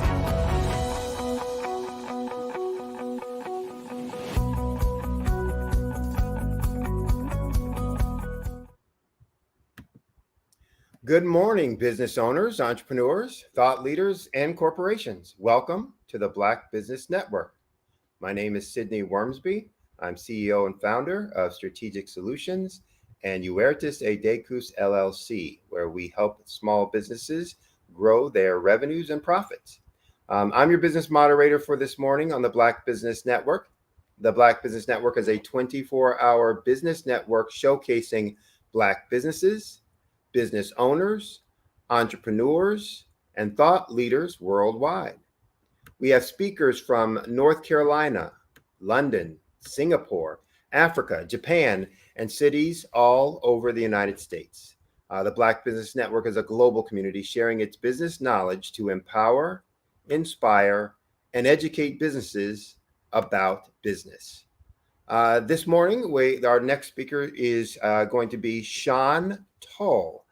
Sean is a founder of Rising Wealth Design and has been in the financial services industry for over 15 years. So he has a wealth of experience and he's able to bring his coaching skills to the table as he coaches individuals on how to grow and build their own business franchise. He's an expert in financial education, showing people how to structure their businesses, reduce tax liability, and build a financial legacy. So without further ado, I introduce and present to you Mr. Sean Tull. Good morning. You're on mute. All right. Can you hear me? There you go. Now we can hear all those wonderful words you're getting ready to share with everyone. So appreciate you being here this morning and, kind of being flexible on the schedule and all the things that, you're doing and, fitting it in. So I'm going to get out of your way, let you talk about all of the exciting things you have for the guests out there, or the viewers out there. And as we say, genius is common. I'll see you on the other side. Thank you, Mr. Wormley. Firstly, I want to thank the Black Business Network, the Black Business Expo, this Olympics, and just allowing me to come on and speak again and talk to you guys. I love this, the mission. I love the vision. And I'm here to support. So one of the things that it's an honor to being able to come in and kind of talk about this because it's a passion of this. Business is a passion.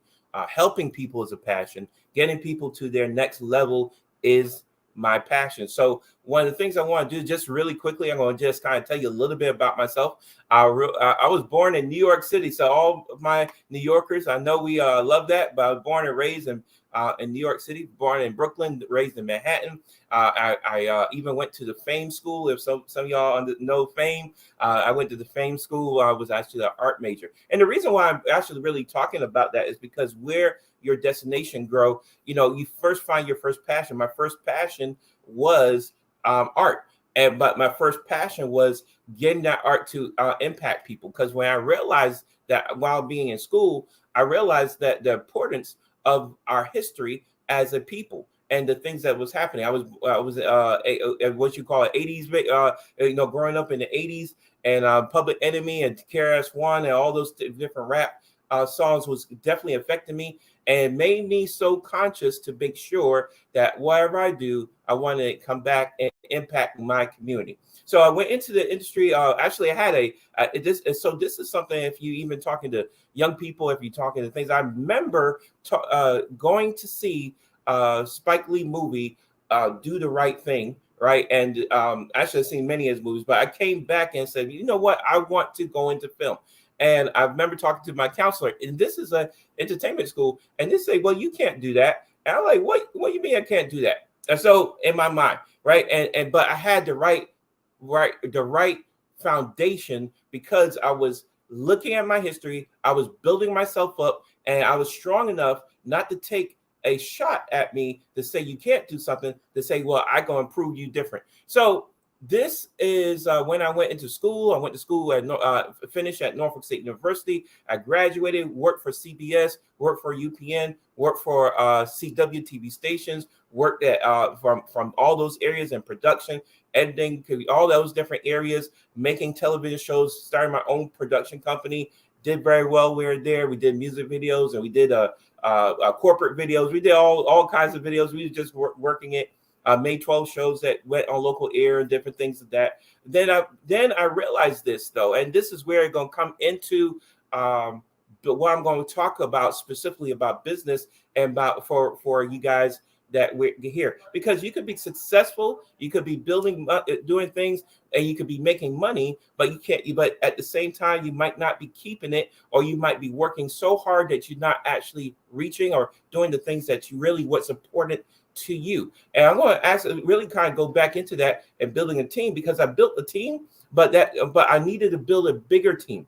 And so from there, I started going into my next area where I say, hey, I have to start learning how money works. If anybody out there what says, hey, I have to understand how money works, I wanted to understand how money works. That's where I got into my secondary area of my career, where now almost 20 years that I've been now teaching and educating people about wealth concepts, helping them build that, but also this part, helping build other people to do the same thing. So where this is going to go to is building that business team. I want you to think about this right now. If you out there and you're saying to yourself, I want to get to success. Well, you can't get to that success level by yourself. That's one of the things that is devastating to the entrepreneurs in our community. Majority of them is what they will call nowadays solopreneurs. Actually, I have another mentor of mine that call them hustlers in business, right? You're doing business, but you're not doing anything crazy. You're doing business, but you're just hustling. And and this culture that we have developed in this country, right, is say that you have to do it yourself. If you don't do it yourself, it will never get done. That is not true. Okay, that is not true. As I built teams and built people working with me, I was able to build our team to be the first African American team in that particular group to break certain financial figures. We was the first team to impact many people in different areas. We was able to break down the door that other people could come in their own merits, do even greater things. It was able to be MVPs, all that kind of good stuff. Whatever you want to say, we was able to do because we built a team. When you build a team, everything else works, right? Because teamwork makes the dream work. My wife, her favorite statement says, "Teamwork makes the dream work." But and as as they say, together, everyone achieves more. So if you're trying to do this by yourself, if you're feeling frustrated, because let's have a quick talk. Let's really talk.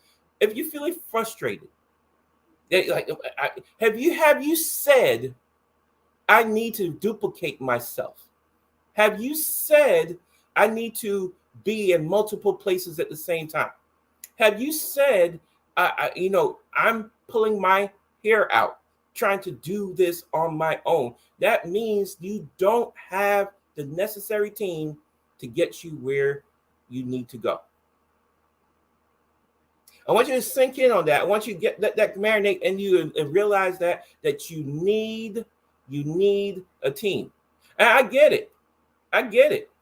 Right? You probably got to your position because you was so good to do it by yourself. That's where I got. I was good and I was great. I mean, I'm just in my opinion, I was great. Well, I had some things that back that up. I was great. But here's the thing. If you don't have the team, you will be stuck. And so many of our entrepreneurs in our community don't have a team. They're a team of one, maybe two. Maybe they got this support, their spouse with them, right? And they're stuck. So here's the thing: you have to build a team. So one of the things that you got to know is this: is just in building a team. Okay, so I'm gonna just talk about building that team and where it got to, because like right now I'm building on my platform wealth and health, and I want it's for people who want to reach out to me and say, hey, this kind of makes sense, or you want to hear some things. You can reach out to me. My telephone number is 757-237-7326. I get calls all across the country every day, right? So please give me a call, 757-237-7326. Or you can email me at Sean, which is SEAN, the correct way to spell Sean, SEAN, last name TULL, wealth, WEALTH @gmail.com. Reach out to me. I'd love to talk to you. Now, here's the thing. You want to build your team. So what's the first thing you want to build in your team? One of the things that you need to know is who do I need? What areas am I strong in? What areas am I weak in? Who could cover? And here's the thing. You need to know what areas you're weak in so you can get someone that's strong in that area and put that person in that area so you don't have to try to master things that you're not naturally gifted at. This is where people go into frustration mode. When you are focused on doing things that you are not naturally good at, and now you're frustrated because you have to put more time and effort, you have to do more effort in there than someone else. I mean, I have just giving you an example. This weekend, I was helping actually a good friend of mine helped me change the brakes on my car. I know that's not me, guys. I know some of y'all fellas, you like to get there and get that. That's not my natural thing, but someone wanted to teach me. That's fine. He said, hey, look, I could knock this out in 30 minutes. We together did it in an hour. Guess what? I made him slower. Because that's not my area of proficiency. I learned it. I know what to do. I'm just being real. Probably not going to do it again. Because if I could pay someone else to do it in 30 minutes, why would I have a frustration? And if he wasn't there with me, I would probably still have all the car tires off, everything down, and nothing back together today. That'd be 24 hours, maybe longer, right? So here's the thing. What if I could get someone who's knowledgeable, who's proficient, and who could knock that out? Why am I trying to do it and take more time to get more frustrated and pull myself backwards? Did we talking about business, guys? This is building your team. So you want to find people that's proficient in areas that you're not. You have to know in your business what things that you need to do. All right. You know, what areas are you trying to get? If you say, hey, man, I need to be on social media, but you don't even know how to spell Facebook or or whatever, it changed the name. He's still calling it Facebook. It changed the name on you and you don't even know what to call it, like me just now. Then you need to maybe get some social media people. Maybe you're not the salesperson. You're behind the scenes. You know how to do the work, but you're not out there to acquiring more customers. If you get a person to acquire more customers, how much more revenue can you make? Are you able to do that? Are you able to say, hey, I'm decent. I'm a good front piece. I'm a great front piece, but hey, all right. Hey, do I know how to do the back end? Right. I'm a great spokesperson, but all this numbers and crunching and accounting, I'm not. Can you then get that quality person to take care of that? Guess what? You just start building your team. You start building your team. Now, here's the thing. That's just the beginning of building a team, but you're going to keep on building. That's why, again, I love building teams. One of the things that I realized when I started in business that I did not want to do it myself. Quite honestly, be real with you, I want to build people up so they would do it and make maximum returns from it. And I'm secondary, but I have a bunch of people doing that, and I'm making money. I'm helping people make more money or as much money as I'm making. And if I do that, everybody's happy. I'm going to talk about that in a second, because we're going to move into the greenhouse effect, right? Because first thing, so guys, find out what you need, what you're good at, what you're not, and who could see your vision.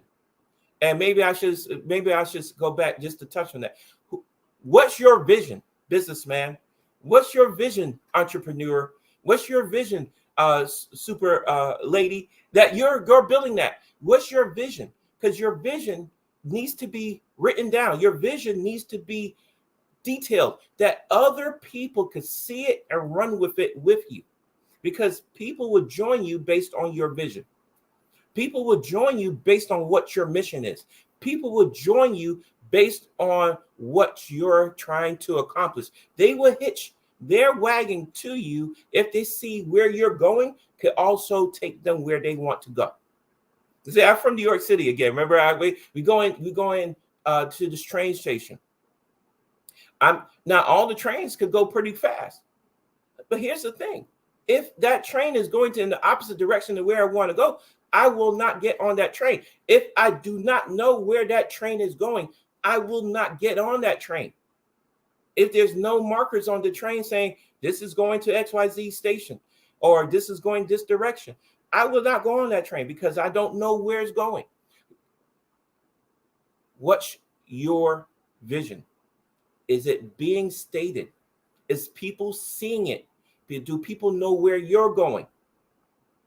And if they know where you're going, people will attach themselves to you if they think, if they know, if they feel, if they're confident that where you're going, they could go to. I'm not talking about the customers, right? Because the customer's going to come if you get more of that team. That will come. May have already came, but I'm talking about the team. I'm talking about the support. It might be just financial support. It be a whole bunch of things, but you don't know until you create that vision where they could say, oh yeah, I'm going to follow that. Oh yeah, I'm going to invest in that. Oh yeah, I'm going to do that. And I'm sure you're going to have many more amazing speakers that are going to dive into how to build that, how to build your business plan, how to do all those things, because all those things are so important. But even if you didn't get to the business plan, get to the vision. What you want to accomplish. Dr. Kelly, he spoke of the vision today, of where the network is going. There's the Black Business Network, where all the things that's being done. He spoke of the vision. That's why I'm connected, because of the vision of where it's going and the support from that. That's the same thing. You could be as young as 12 years old, 10 years old, whatever. If you have a vision, people will follow you. You could be younger, you could be older, you don't be more experienced, less experienced. It doesn't matter. You have a vision. People will follow you if they say, I can connect to that. Now, going back to the whole goal of this is then saying, hey, from there, I'm building this to build my business team. So again, you got your vision. Then you realize what you can and cannot do, what your strengths are, what your weaknesses, what things you might not even, you might be a strength, but you don't want to do it. How about that? Right? You might have a strength, but you don't really enjoy doing it. Get someone else, right? Get the team. Build the team around you. You know, when I built my biggest teams, I had people that was around me, and not everyone always had the same ideas. That's another part of building a team. If everyone always saying yes to you, there's a problem. If everyone always saying what you're doing is right, there's a problem. Some people don't want to have a difference of opinions. I like to have multiple opinions. I say, just to make it fun, I go to the Picard School of Leadership. I go in and hear the best in their areas and hear what they say. And they should not always be on the same part because they're coming from a different perspective. And I should be able to hear it as the leader and then say, you know what? This is what we're going to do. Hey, that's a leadership directive. That's a way of leading. Not everyone lead the same way. It's all good. However you lead, this is not about leadership part, right? Because there's multiple ways to lead, but that's how I lead. I want to hear the best of the best minds. I want them to give me their opinion. And from that opinion, then I'm going to extract the direction that we're going. I appreciate everyone's opinion, but as the leader, we're going to go ahead and do what I see fit of that part and that mission. But if I don't have all the best information, then you don't know. If everyone is the same accord, fantastic. But I don't need a bunch of yes people, which I've seen. I've seen that destroy amazing organizations because all they have around is yes people. No, and then no one. And then when someone finally give a dissented a difference of opinion, the person like, look, no, you need to have that so that you can say, hey, okay, I need to get my thinking cap on. I need to think this through. I need to be able to make a sound decision for all the information. All right, so building that team, right? Come on, guys, you're building that team. Hey, look, I'm looking for superstars. Realize when you're building your team, it's like drafting. You could draft superstars to your team. You could draft A-class athletes in mind, the sharpest people, the best and brightest. Now, here's the thing. I get it. Sometimes you're like, man, I don't have the money. So I get it. But sometimes this don't have to take money. And that's where it goes back to that vision. If a person connect to your vision, you might not take money. They might take them buying in and say, hey, when this succeed, this venture succeed, we all succeed. Right. So here's the thing, right? Are you looking? I'm constantly looking for quality people to join or grow in my organization. So I can get them to wherever they want to be at. Right. So one of the things as you're building your team, you want to listen more than so we already talked about where the vision, but you want to listen to what they are saying and where they want to go so they know, hey, are we able to connect to get to the right destination? Because if you're listening to where they want to go and they want to go north and you want to go south, that's not the right fit. They might be in the same area, like, hey, blah, blah, blah. You might really like each other. You all could be friends. That don't mean that need to be your business partner or on your team. And maybe your team, one person on your team is not like you're going to be close with. However, you are working together could execute and do more. Does that make sense? I need you to realize building this team is key. But if you're building that team, you will then want to make sure that the team has some synergy, right? And I think I'm pulling together closer to my time. So I'm going to pull this together. So I like to call it the greenhouse effect. Okay. So in the greenhouse, what you're doing, you're bringing sunlight, you're doing things, you're creating an atmosphere for growth. Right? You create an atmosphere for growth. So one of the things I want to do and talk to people, because I realize that the world, or when you watch movies or you hear things, you see this dynamic. The boss is yelling or demanding or pulling down or criticizing their people. And this is why most people don't even want to be in corporate America anymore. They want to pull out, and that's why business or entrepreneurs are growing. Entrepreneurship is growing because you want to control how, when you come home at the end of the day, that you don't feel like you're worthless. Because a lot of people do that in corporate America. You come in, and that's the whole argument. It's not even the job. It's like the boss or the manager and how they talk to you. Well, I want to say you don't want to end up in that position. How do you change that? How do you create an atmosphere that people want to build with you? And I'm like one of those Baptist preachers. I only got a few more minutes. So, hey, look, let's pull this together. I call it EPR. You need to do not CPR. This is EPR. First thing is edifying. You need to be able to edify your team. Okay, if you need to be able to say see the value that they bring in before they bring it. You need to be able to see the shining star that they are while they are covered. You need to be able to edify them and build them up.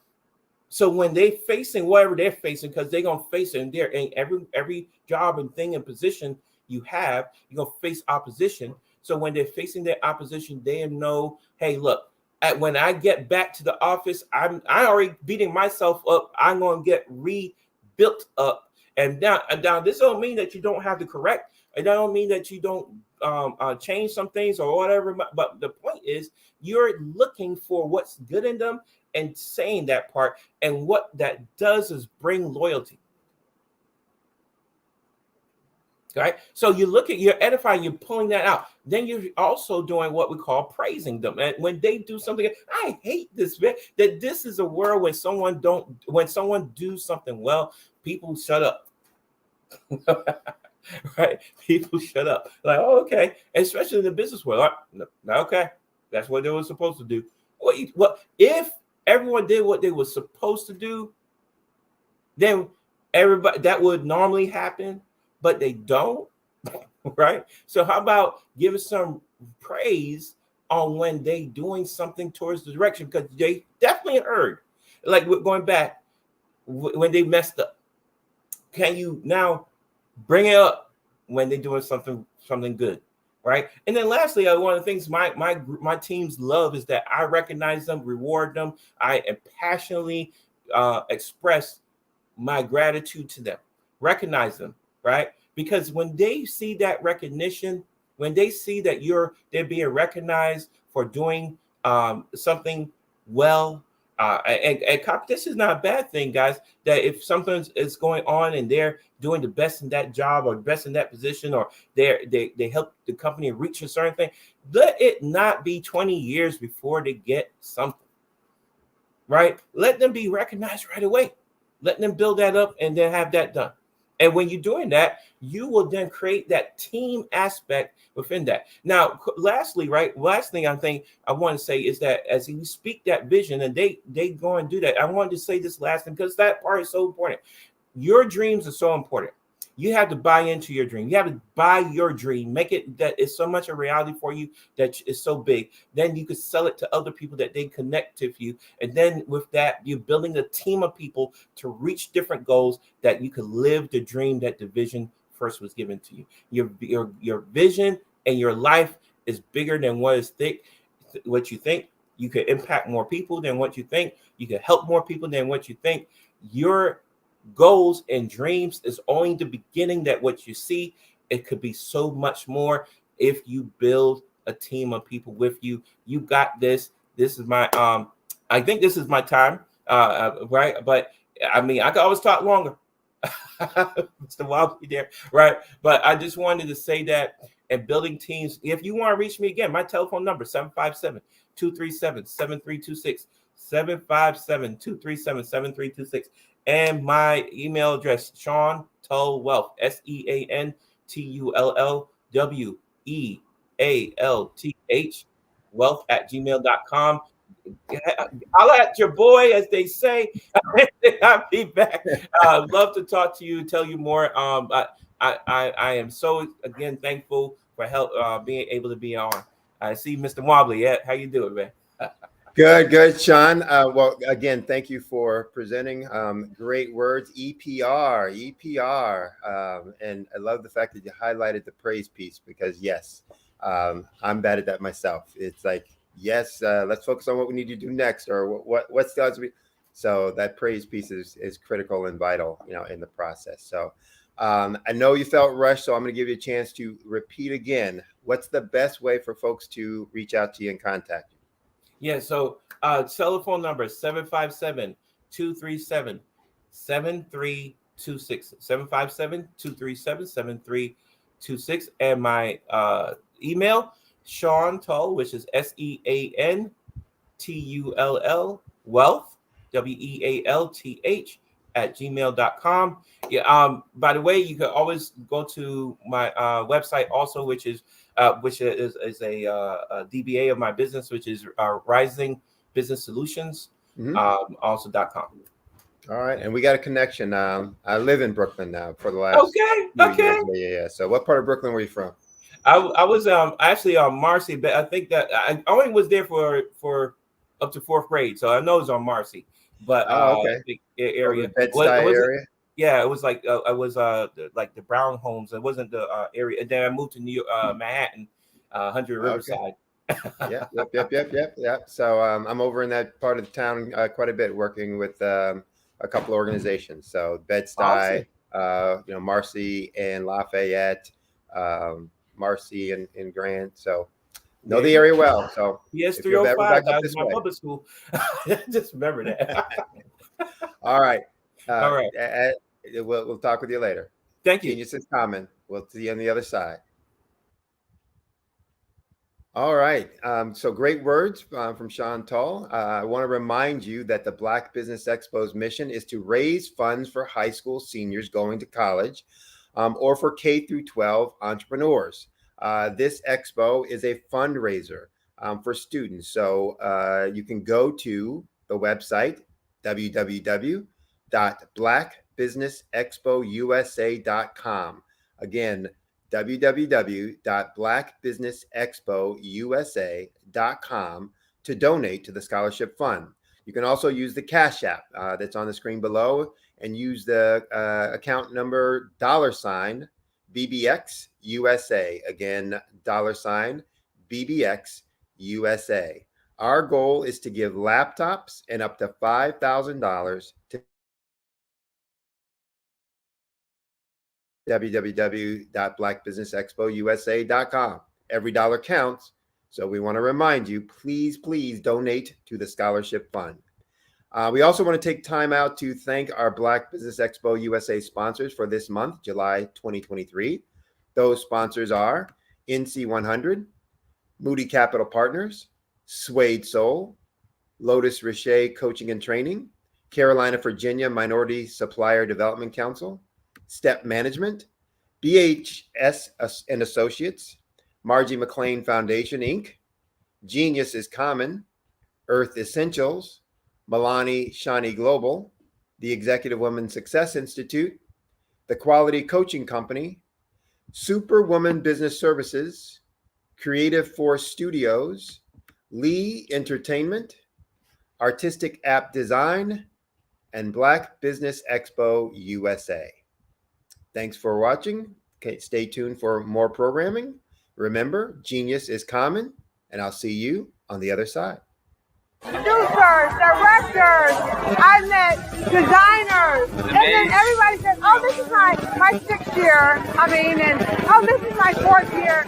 Shout out to New York. We're in New York in like 7 hours. Oh my gosh, yes, we have a 6:58 flight, so. We gotta go home. We gotta go. Yeah. Let me tell you something. Every single person that's come through the store has spoke so highly of you, and what a great event this is. Yes. I'm representing DJ Darryl, who is a platinum producer. He did the hit track for Tupac Shakur, Keep Your Head Up, Snoop Dogg, Keisha Cole.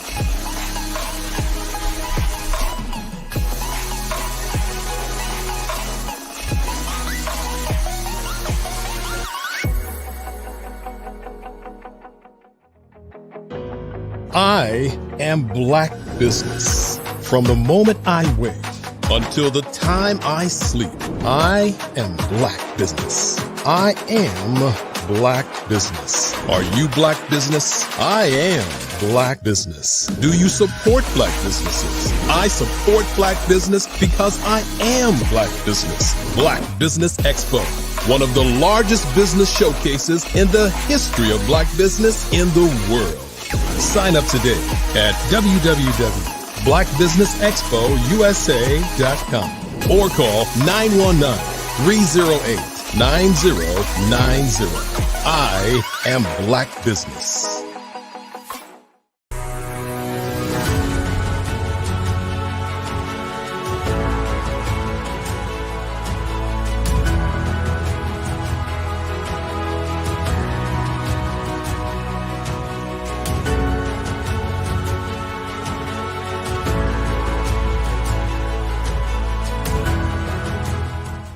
The Black Business Expo's mission is to raise funds for high school seniors going to college or K through 12 entrepreneurs. This expo is a fundraiser for students. Please, you may go to www.blackbusinessexpousa.com to donate to the scholarship fund or use the Cash App at $BBXUSA. Our goal is to give laptops and up to $5,000 to 10 students.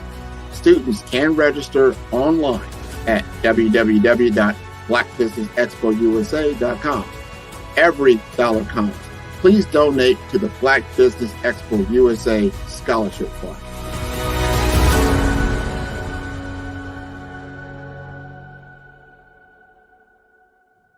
I'd like you to imagine with me, if you will, opening an app where you can collaborate with like-minded individuals from around the world, get inspiration and in-app tools to launch and grow your business, as well as share your knowledge and earn compensation, all in one app. Well, the name of that app is Truso, short for Truly Social. Hi, I'm Matthew Newman, the founder and CEO of Truso.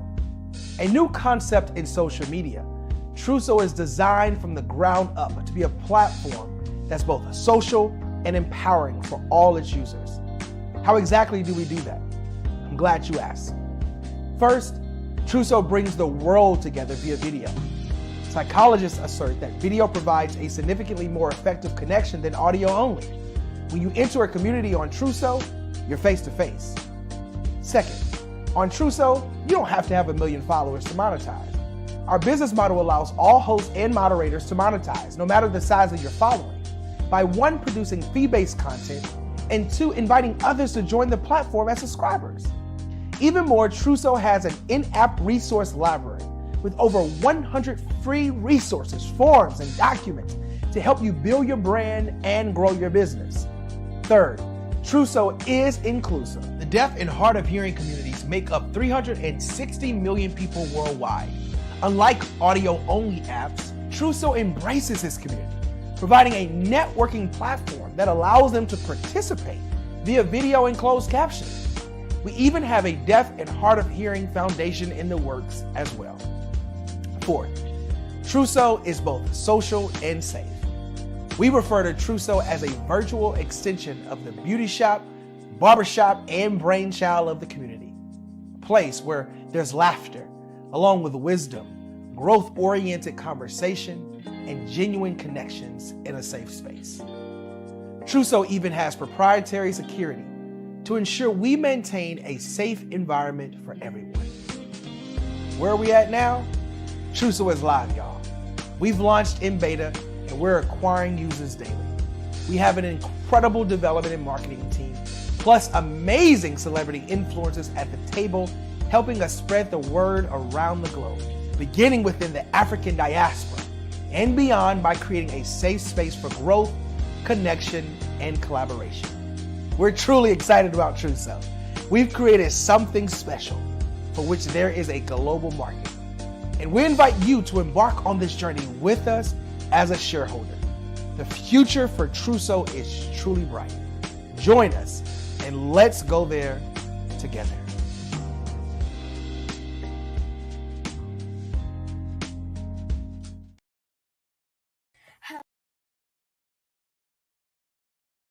Hello there. My name is Grace Hemingway. I am 9 years old. Most people know me as an AAU National Karate Gold and Silver medalist and a USA NKF 5-time gold medalist.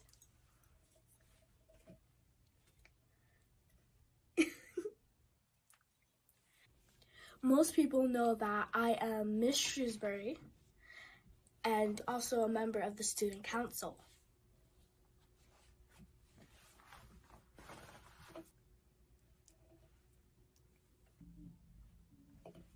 And they also know me as the best-selling author of the book, I Am Dynamite and I Am Becoming.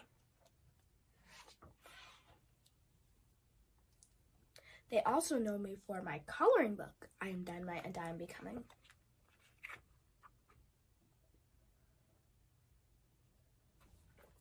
But what you or anyone else don't know about me is that 2 years ago, 2019, May 23rd, 2019, I had nearly drowned. But by the grace of the Lord, I am still alive, and I'm very happy and pleased.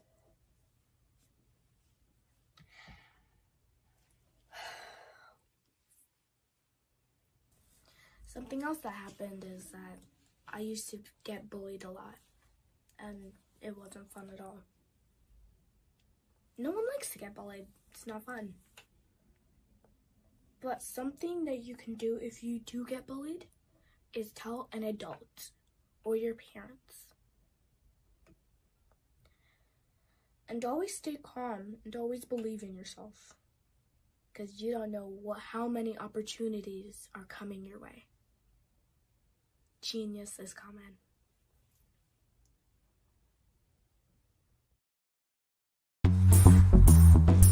Attention all entrepreneurs and companies. Are you looking for reliable and efficient virtual assistants and back office support to help you manage your business tasks? Look no further than Superwoman Business Services. Our team of virtual assistants provides a full range of administrative support services, including operations management, social media marketing, and much more.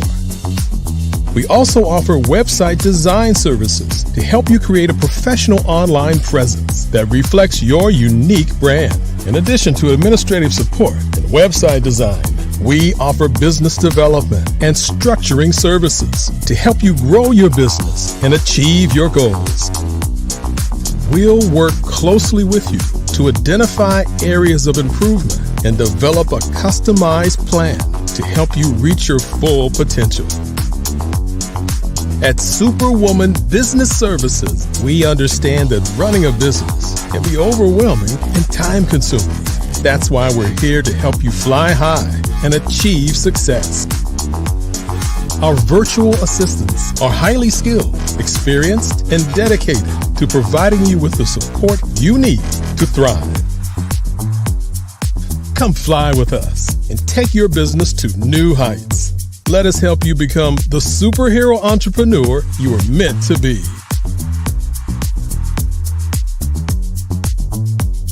Contact Superwoman Business Services today to learn more about our back office support services.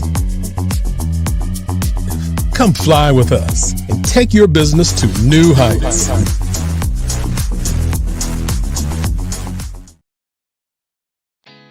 Did you know women represent just 3% of Fortune 500 CEOs and less than 15% of corporate executives at top companies worldwide?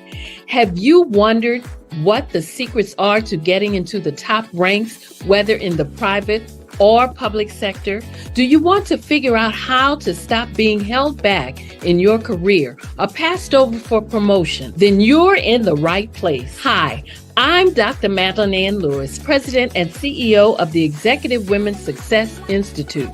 I have decades of experience in the military, the federal government, and corporate America, and my mission is to help women succeed and tap into their full potential. I want to reach 1 million plus women around the world to become the leaders they are meant to be.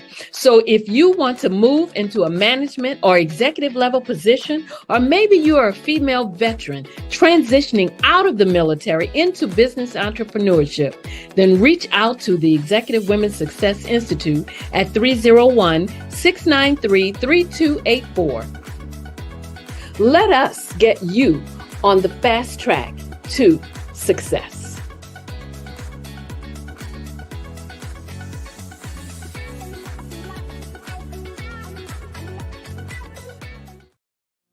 I'm Ramon Ray, founder of Smart Hustle Magazine and smallbiztechnology.com.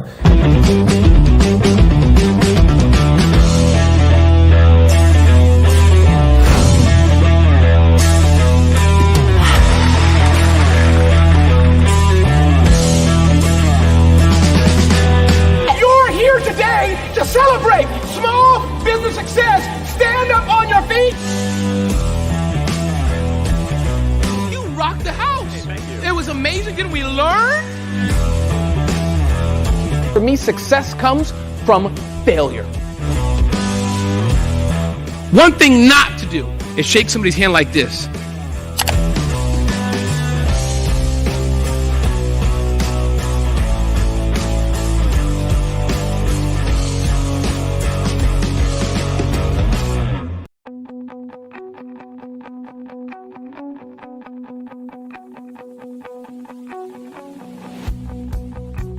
I am Black business. From the moment I wake until the time I sleep. Yes, I am Black business. I am Black business. Tell me, are you Black business? I am Black business. Do you support Black businesses? Listen, I support Black business because I am Black business. Black Business Expo, one of the largest business showcases in the history of Black business in the world. The world. Sign up today at www.blackbusinessexpousa.com. Give us a call at 919-308-9090. Oh, yeah. I am Black business.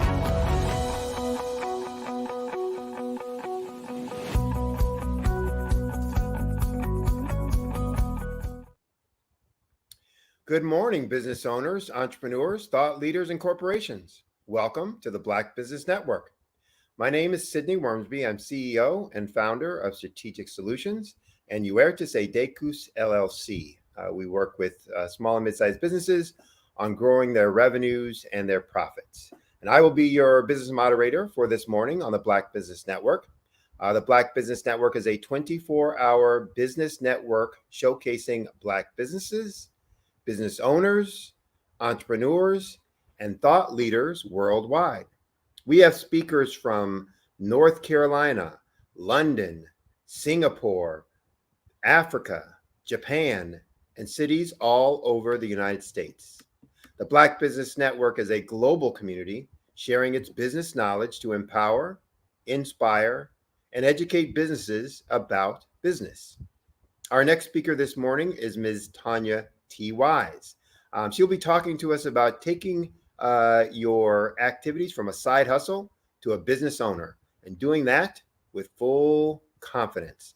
Tanya is an accomplished author, a writer, a speaker, a consultant whose expertise spans over 30 years of empowering business owners, entrepreneurs, and families to achieve their goals and overcome obstacles. As a dedicated coach, speaker, and consultant, she has transformed countless lives through her insightful guidance and motivational approach. With a unique talent for identifying individual goals, Tanya helps her clients develop actionable plans that lead to tangible results. Her strategic decision-making, advice, and mentoring have proven instrumental in guiding businesses and individuals towards success.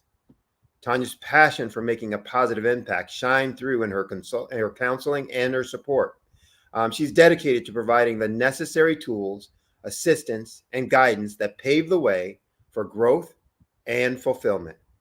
Her wealth of experience in business and planning and building and management serves as a solid foundation for her insightful consultations. I present to you Ms. Tanya T. Wise.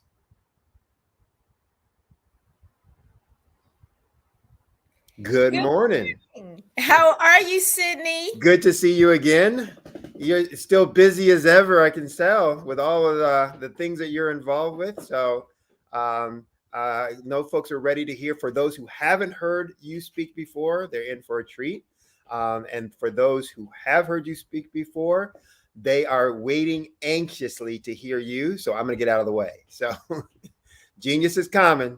I'll see you on the other side.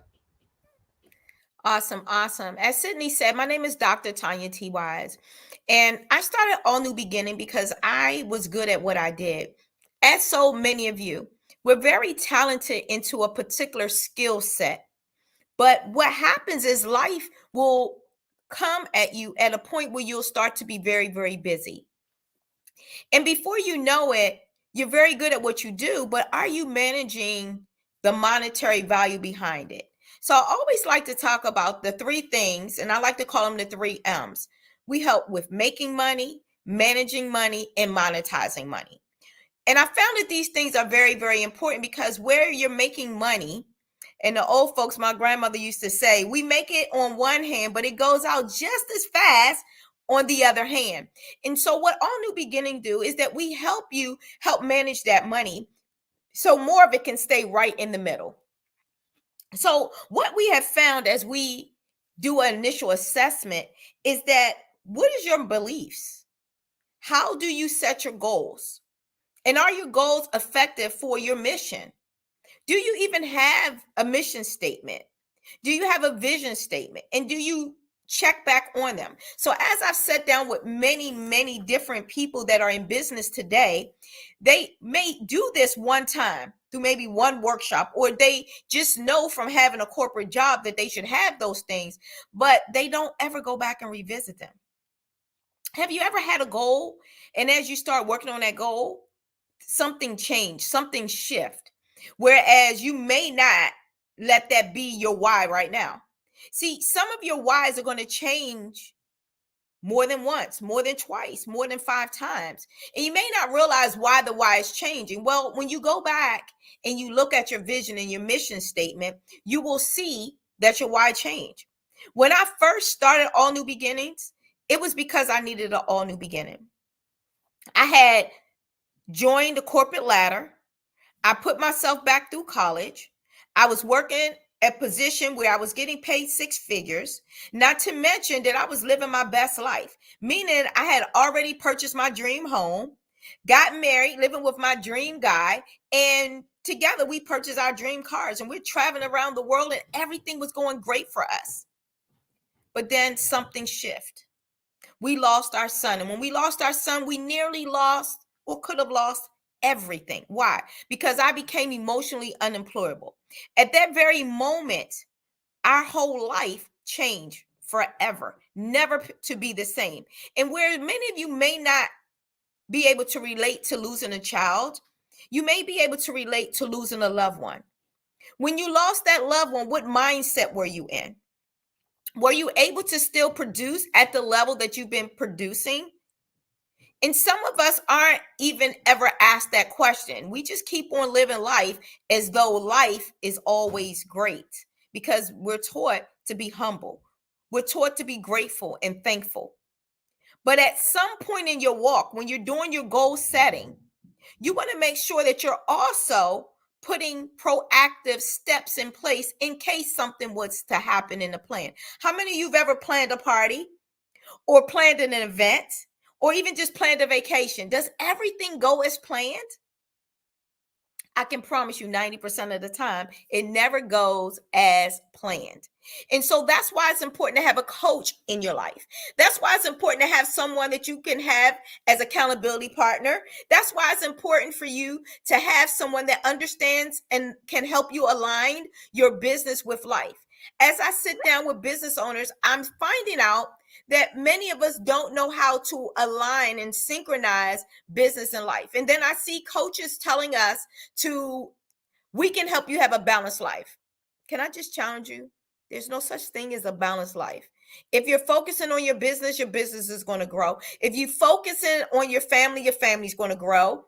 But if you're not synchronized, then one is going to always outweigh the other. But you can have harmony. And so we teach you how to have harmony. We feel that there's 12 different structures that you need to have an effective business and to transition that part-time business into a full-time gig. Now, some people are still in hobby mode.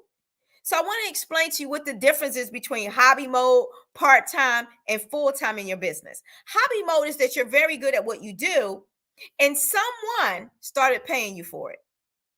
But you never created your business structure. You never registered with your state. You never opened up a business bank account. You never started your mission and your vision statement, and you're still doing everything yourself. You don't have a team. That's all still hobby mode. See, when you start going full effective, you will start having all 5 of those components in place. I believe in living a synchronized life.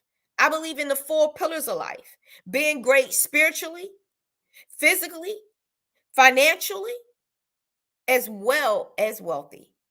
And how can you do that? How can you put those things in place? Well, when you're doing all 4 of those components, everything else will be lined up and in tune and synchronized. So, what assessment can you take right now to see where you are in your business? Are you still hobby mode? Let me explain to you what part-time mode is. Part-time mode is when you did get your entity registered. You do have a tax ID and you have a bank account. Now, some of you may have a bank account that's not a business bank account, but you have already specified one particular type of bank account for your business. And that will start and be sufficient for a period of time. But when you want to start getting funding, when you want to have someone to believe in your business and to donate to your business, you want to make sure that you're fully structured, that you have everything in place. And social media is going to be a part of that. So I'm going to go over those 12 pillars, but I want to get you to understand the mindset between a hobby, part-time, and then full-time in your business. Because as you shift from part-time is that you're still going to a full-time employer, and that employer is helping you fund your business. Your business probably is not totally standing on its own funding, which is where all of us want to be. We want to make sure that we're lined up with the right people that can help fund our vision. But no one's going to do that if they don't see that you are serious about your vision. Now, how do I know if you're serious? Well, do you still have a Google or Yahoo? Or do you have a .com for your email address? See, if you don't level up and start paying for certain things within your business, guess what? People aren't seeing that your business is serious for you. And you may not know how to shift that. Well, that's exactly where our company comes in. We help you level up to the next level to make sure that you're putting the right things into place at the right time, because you could be doing all the right things. You could have a website. You can have a Facebook page. You could be on LinkedIn, and you could be making sure that you're posting every day. But what does your profile look like? What does your profile say about you and your company? Those are some things that will help you go from full-time in your business. Now, how do we know when you're full-time? When you level up and now you're investing money in yourself for your personal development. You're developing money for your marketing. You're also investing money in marketing. You're investing money in all the things as far as getting a team. See, I love when people tell me they're an entrepreneur, because I know that is the person that needs me the most. Entrepreneur means you're still at the entry level of your business. When you transition from entrepreneur to CEO, now you're starting to function like that corporation that you really are. So what are the 12 components? I'm glad you asked. One of the components is having an initial assessment, identifying where your business is and where your business is going. Number 2 is the perspective of exploring where your business can really expand. What techniques can you have? What products and services can you add that will build upon your actual business? Which brings me to number 3. Building the confidence to be able to identify your talents, your skills, and being paid what you're worth. See, the longer you keep trading your time for money, the more you're not going to get paid your worth. The more you're going to chase the dollar, which brings me to one of my metaphors. My metaphor is, if you keep chasing money, you're going to always be running. See, what you want to do is position yourself that money is chasing you. You're leveling yourself up to a level that people are seeking and searching for you and have you on their platforms. They're asking people, who do you know? And people are ready to expose you, to introduce you to those people. Number 5, identifying your strengths and your values. What are you good at? Who's told you that this is the realm that you should be doing? See, I found that many of us feel that our passion and our purpose are the same thing. But let me help you in that realm. Your passion is for you. It's the things that you enjoy doing, and prayerfully somebody may pay you for those things. But what I have found in my profession is that passion doesn't pay. But your purpose is what will pay you, because that is what you are called to do. And your purpose is for everybody else.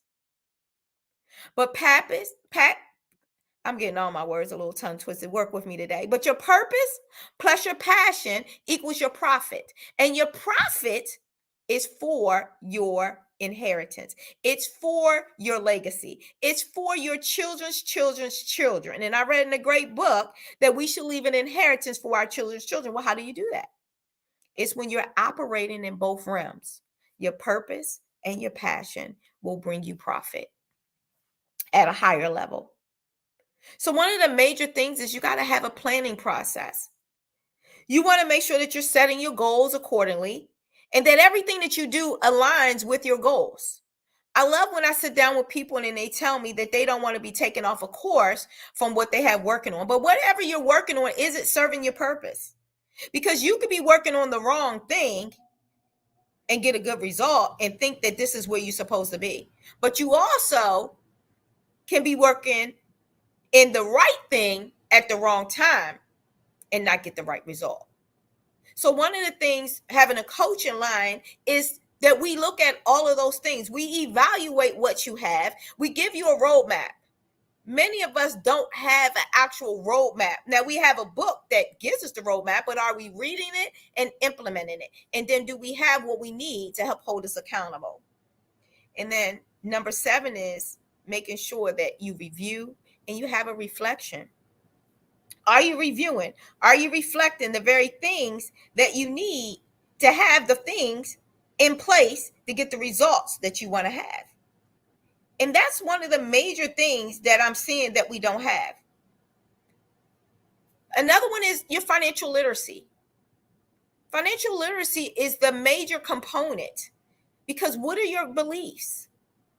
How are you managing your money? What do you feel about money? Are you investing the proper amount allocated to the proper programs? Personal development is going to be one of your biggest investments.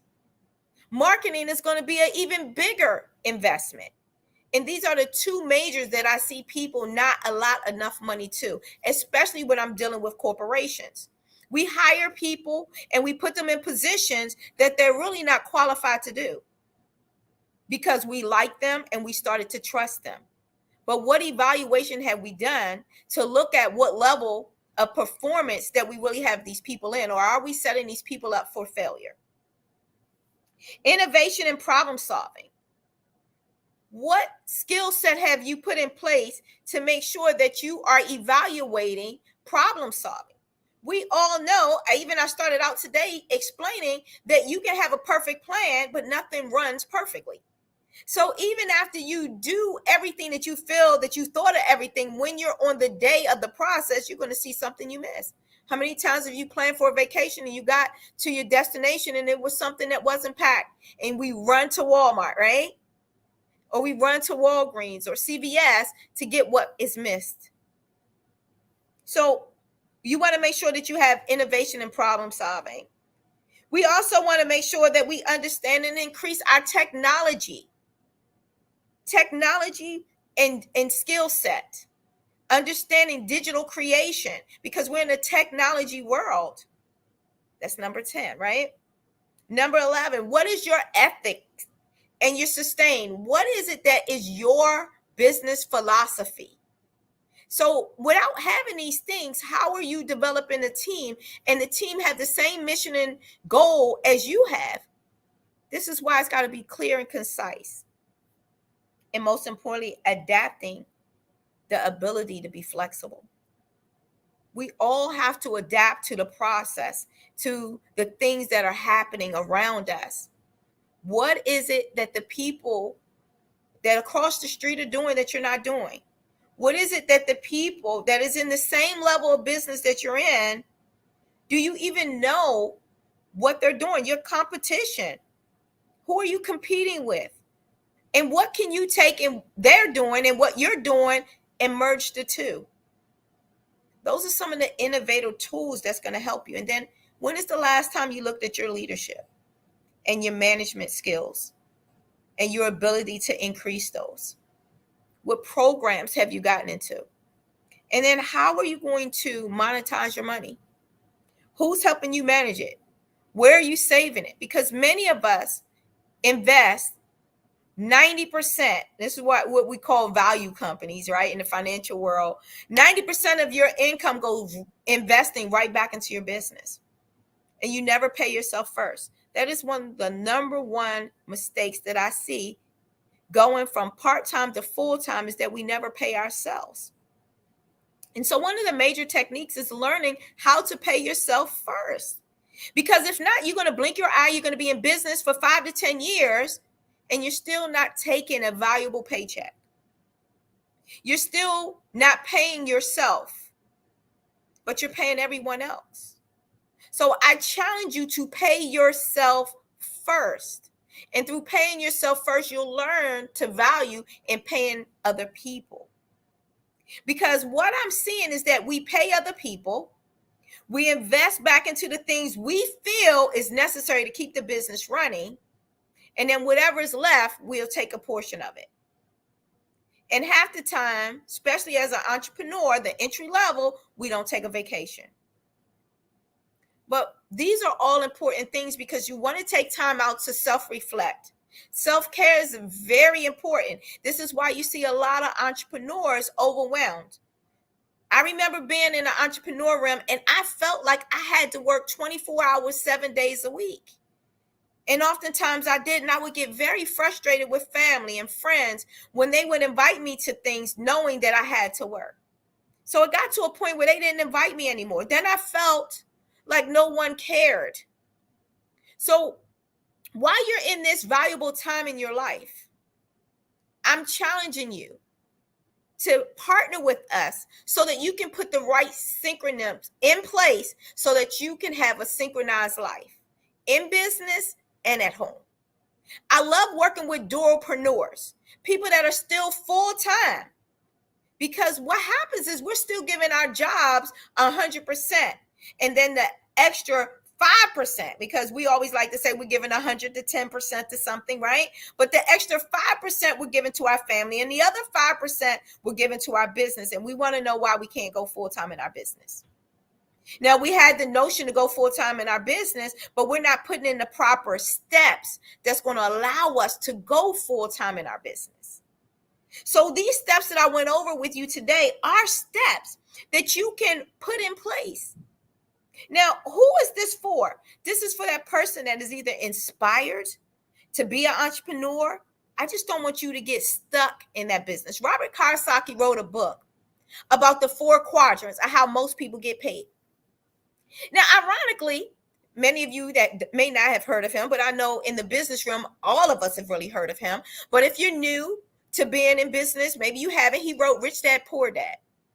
And what I love the most about these 4 quadrants is the ability to transition from one quadrant to the next to the next. I was a person that had all 4 of these quadrants in place, intact, but I didn't understand them. So what are the 4 quadrants? The very first quadrant is the E, and the E stands for being an employee. The second quadrant right under E is self-employed. Self-employed is the entrepreneur. It's when you've given yourself a job. Now, the problem is many of us have hired ourselves, but we don't fire ourselves, knowing that we're not staying the test of time of really effectively running a business. We're good at our craft. We're showing up and we're doing part of the work. Now, the other two parts of the quadrant is when you become a business owner. And then becoming a business owner is when you hire part of a team. Now, I feel that everyone should have a personal assistant or VA because that starts taking some of the administrative work off of your to-do list. There's no way to be effective at your craft and doing all of the admin work. You're too close emotionally to your business. This is when you start to cut prices. This is also when you overcharge family and friends that do see value in what you do, and that's how you lose a client. Because we know that you just charged us amount of money to pay a bill versus what I just could have paid someone else to do the very task. And what happens is then we don't use you again. So now you just lost a friend and a value. Now, some of us can oversee the friendship and still continue to be the friend, but we won't do business with you anymore. Especially for people that look like us, people of color. This is also why a lot of times we seek outside of our nation to do business with, because we feel like we're getting a part-time person. There is a way to do your business part-time, but you're giving your clients full-time value. And that's why I'm talking to you before you land on Burnout Street, before you get to Freedom Street. The fourth and final quadrant is the investors piece. Really learning how to invest your money, because right now you're going to work hard for your money. But as you're working hard for your money, are you putting your money in places that eventually your money will work hard for you and you won't have to keep working hard for it? And then we also show you how to invest in people. The more people you help get what they want is the more people you're going to have helping you get what you want. So with those four quadrants, I need you to identify, where are you? And are you stuck in that quadrant? So as an employee, which is where I see most people in the world, and they never move out of that quadrant, which means that we're building someone else's dream, but allowing our dreams to be dormant. Why not work on your dream while you're working on someone else's dream? Because, see, they've built their dream and they're on their yachts. They're playing golf, making more business deals.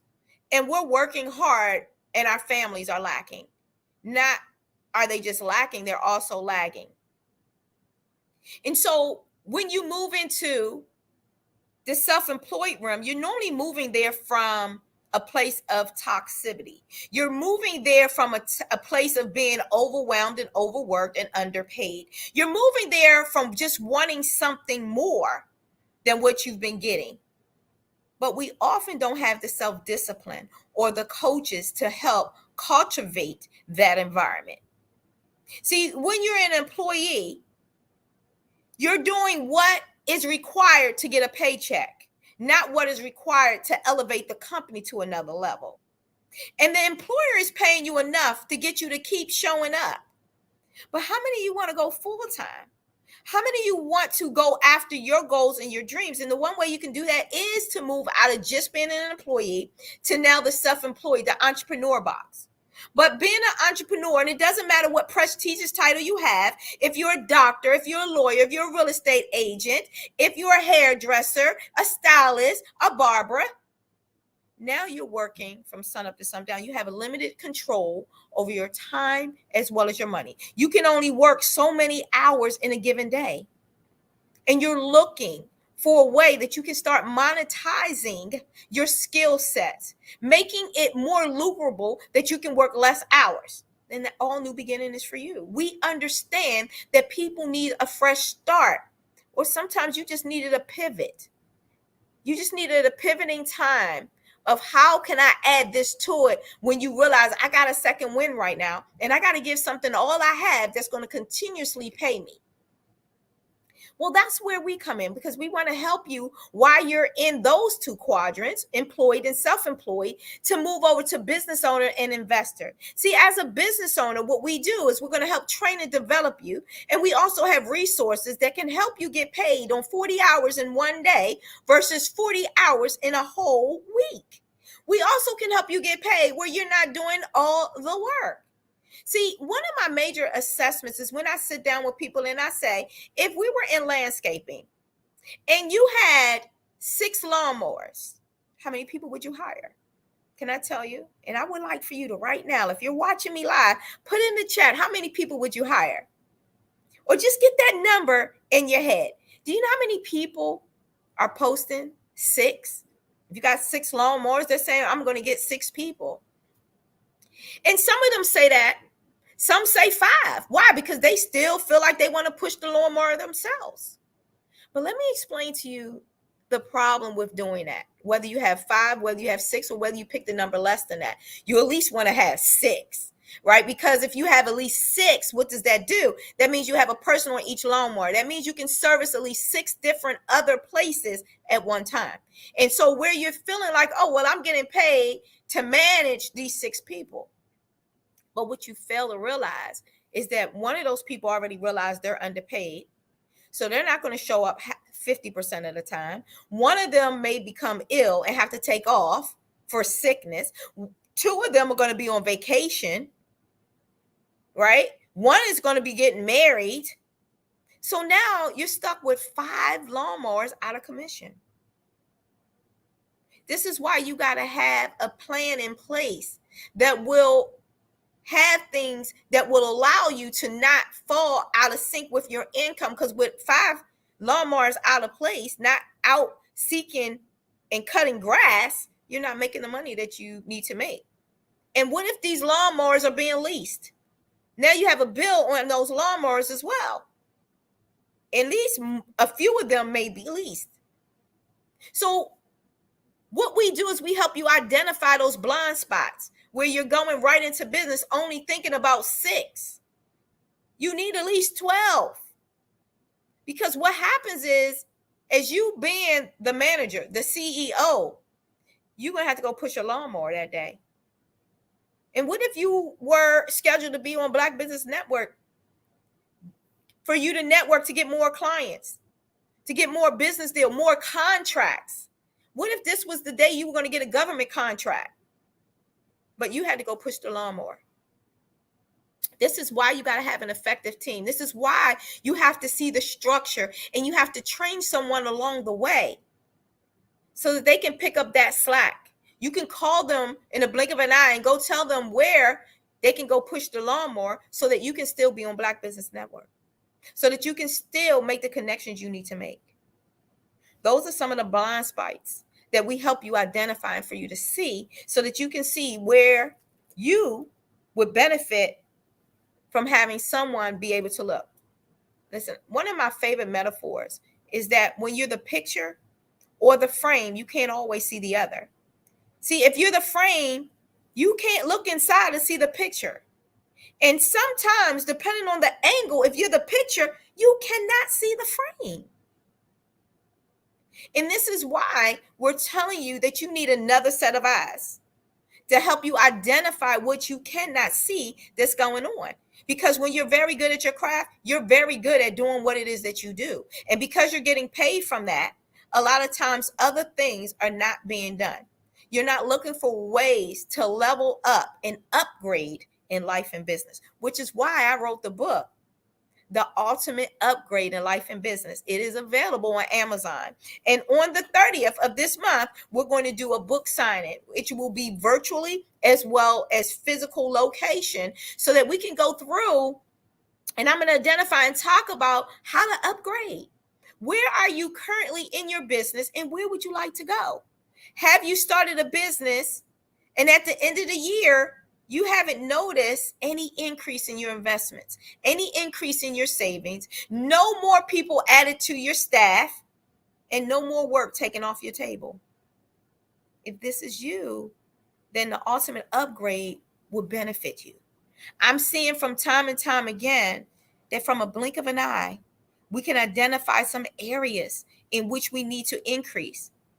But we are steady in survival mode, that we don't have the capacity or the bandwidth to sit down and create the very path or the roadmap or the model or the window that we need to be able to put in place to elevate, to go to the next level, which is why all new beginnings is needed. It's why it was also created. allowing other people to help take the baby you birth, help you nurture it. We're not asking you to give it to us and we go raise it. No, we're asking you to allow us to be the community to help you nurture it so that we can see it to adulthood. So many businesses, and this is why you hear that businesses normally fail in the first 5 years. And you have a good level of having a business that will sustain if you get past the 5 years. Well, we also saw that something could happen like COVID that can damage that. See, depending on what circle that you're in, also depends on the level of where you're going to go. We hear all the time that your network is also your net worth. And I took that to be the metaphor that when we were growing up, if you're hanging around 9 broke people, you'll be what? That's right. I heard y'all say it in the audience, the 10th broke one. But what I didn't hear in the community that I was growing up in is that if you hang around 9 millionaires or 9 multimillionaires in our cases, right? That you'll be what? Say it. Let me see it in the chat. The 10th millionaire or the 10th multimillionaire. So putting yourself and positioning yourself to think differently than how you've been thinking will allow you to get in rooms that you didn't even know existed for you. What metaphors are you creating? What affirmations are you saying over you and your business? Do they need to be tweaked? Do you need someone to look at them? Heck, in some cases, we need someone to help us create them.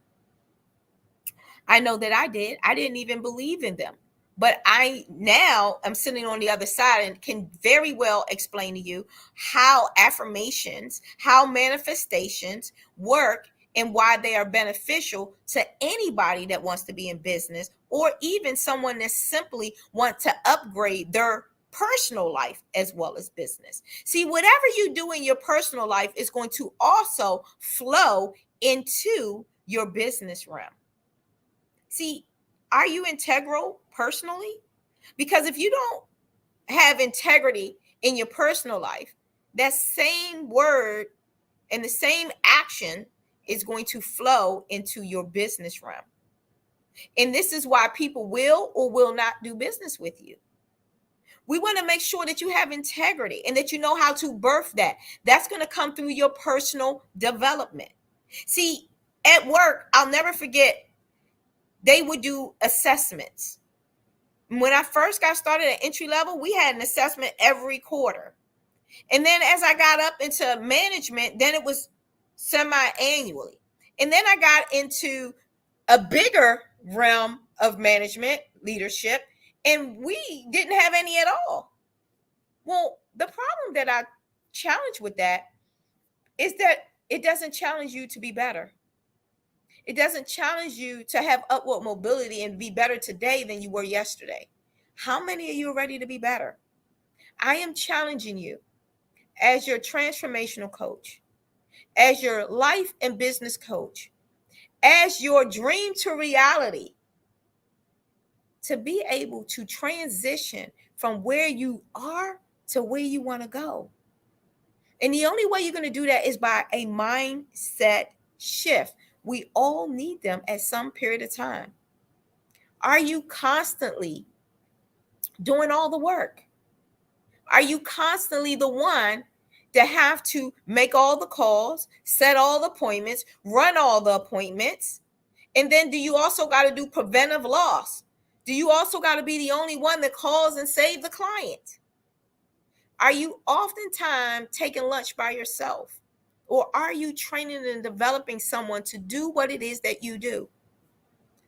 Listen, it's my story, but it is your benefit.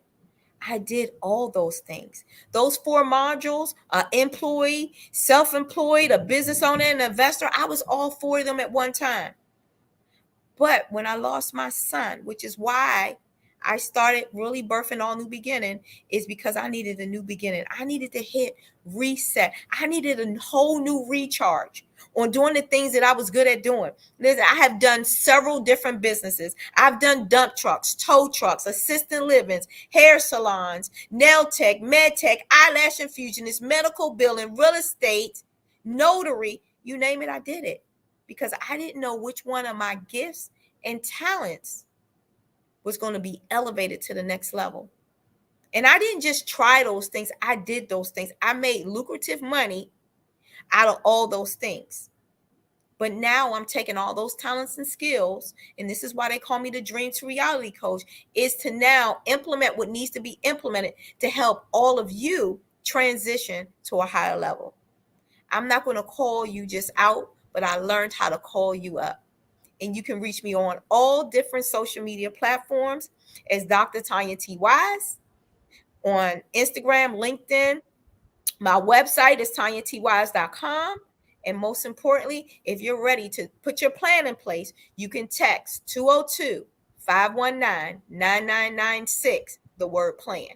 You need additional income, text the word income or part-time to that same number. And that number is 202-519-9996. Back to you, Sydney. Well, Dr. Wise, your name implies it all. Wise, wise, wise, wise. Thanks for all of those great words and insights. And I'm sure everybody listening to you appreciates that as well. So, and is the phone number or the website? So you gave the phone number. Is that the best way for folks to reach you? Absolutely. 202-519-9996. All right. Well, as we always say, genius is common. I'll see you on the other side. I'll see you on the other side. Thank you for having me today. All right. Thanks for being here. All right. The Black Business Expo's mission is to raise funds for high school seniors going to college or for K through 12 entrepreneurs. The Expo is a fundraiser for students. So you can go to www.blackbusinessexpousa.com. Again, www.blackbusinessexpousa.com to donate to the scholarship fund. You can also use the Cash App that should be on the screen below and say or use the account number $BBX USA. Again, $BBX USA. Our goal is to give laptops and up to $5,000 to at least 10 students. And if you're a student, you can register at the same website, www.blackbusinessexpousa.com. Every dollar counts, so we want to remind you to donate to the scholarship fund. We also want to take time to thank our Black Business Expo USA sponsors for this month, the month of July 2023. Those sponsors are NC100, Moody Capital Partners, Suede Soul, Lotus Ritchie Coaching and Training, Carolina, Virginia Minority Supplier Development Council, Step Management, BHS and Associates, Margie McLean Foundation, Inc., Genius is Common, Earth Essentials, Milani Shani Global, the Executive Women's Success Institute, the Quality Coaching Company, Superwoman Business Services, Creative Force Studios, Lee Entertainment, Artistic App Design, and Black Business Expo USA. And remember, genius is common, and I'll see you on the other side.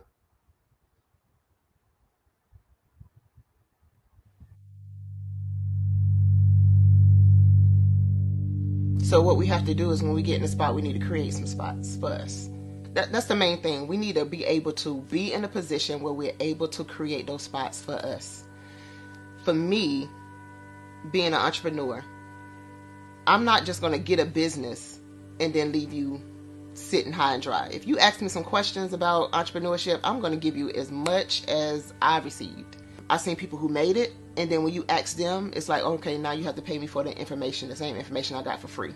We probably in totally different cities. There's no way that we're going to bump heads or anything. We're not competing. Bring me up with you. And so I just think that whatever education that I have, then I need to be able to give that to my own as well. So create the spots. You can create the spots when you get there.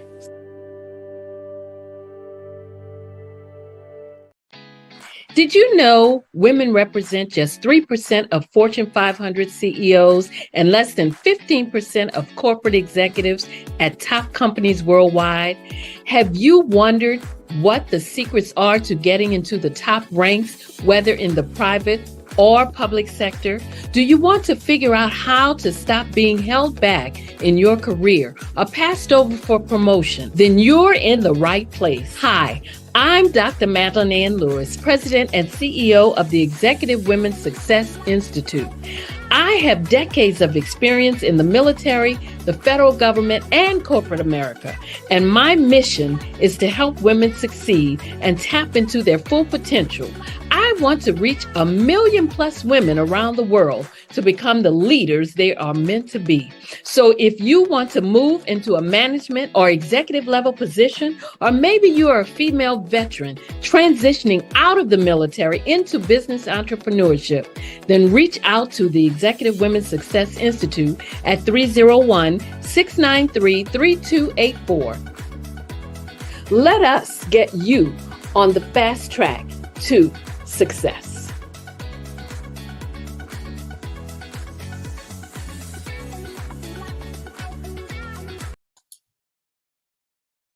Hi, I'm Barbara Smith. Genius is common. My genius is executive coaching and professional corporate training. As the master executive coach and corporate training ambassador for the Genius is Common movement, I help business owners craft their stories in such a way that you know exactly what they do, what they have, and what they bring to the table. Many times as business owners, we are asked, so what do you do for a living? And we could be crushing in our businesses, but we're not quite sure exactly what to say in a short amount of time. Well, I help you take those stories that are the reason why you're in business and why you're so passionate about your business and craft them in such a way that people are drawn to you as opposed to being repelled by you. Because every conversation, every time you talk to someone about your business, you are excited about it. But are you really conveying what you do, what you have, and what you bring to the table? And do really people understand why you care so much and why they should care that you have the solution to their problem? Well, I'm here to help you with that. As a master storyteller, I can help you with your stories and spin them in such a way that they are intriguing and fascinating. People want to listen to you talk about your business.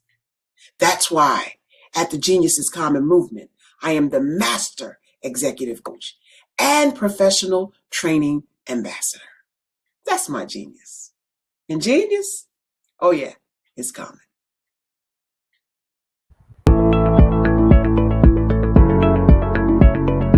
Prepare for what's coming and dominate in economic winter. Stand strong and thrive by showcasing your great products and services globally through the Black Business Network and Black Business Olympics. The Black Business Network has showcased over 2,000 companies with over $7 billion in sales each year. Over 10 million attendees have viewed the rebroadcast each month. Through the Black Business Olympics, unique styles of business training and mentoring are turning students into business owners and entrepreneurial warriors who will dominate in any economy. Gain the ultimate advantage of the Black Business Olympics, 7 days of unbelievable topics and speakers speaking around the globe. Donate your time and experience to provide expertise and scholarships to students worldwide and change the world. Now, more than ever, new insights, tools, strategies, and capabilities are needed. This is your chance for a major presentation to the world. Fill out the form and join the more than 2,000 speakers who have presented to over 200 countries. Join the Black Business Network streaming live into the Metaverse, STEM City, Black Multiverse Enterprises, Hulu, Amazon, YouTube, iHeartRadio, Apple, Facebook, LinkedIn, Pod TV, IBM TV, Spotify, and Google Podcasts. Sign up today. Spaces are limited, and we will see you there.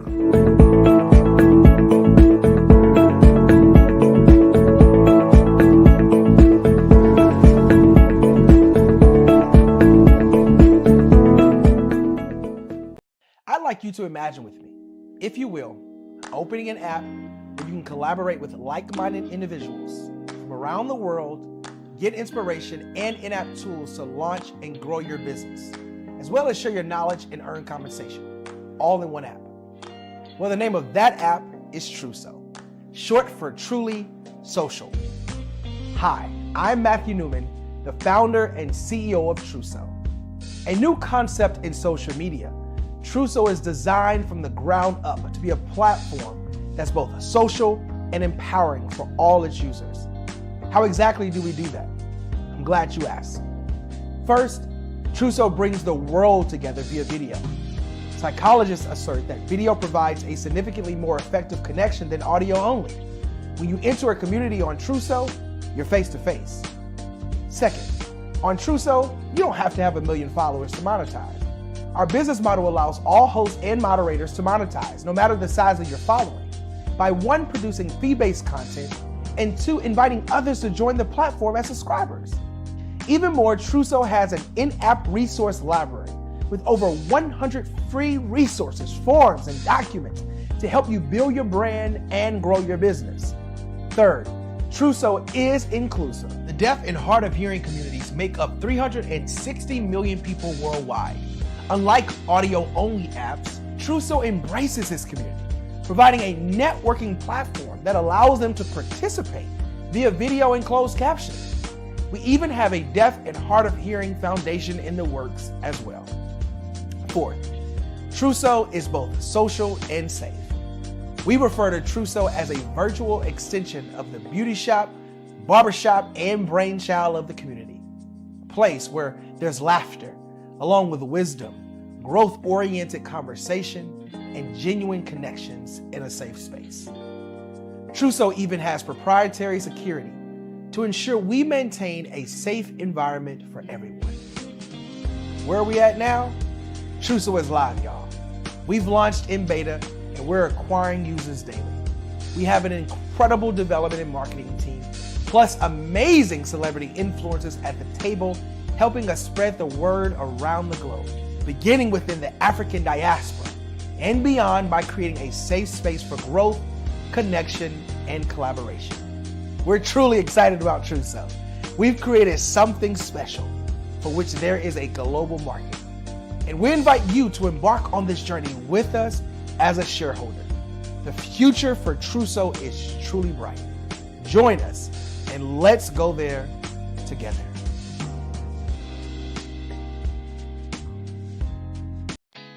Did you know women represent just 3% of Fortune 500 CEOs and less than 15% of corporate executives at top companies worldwide?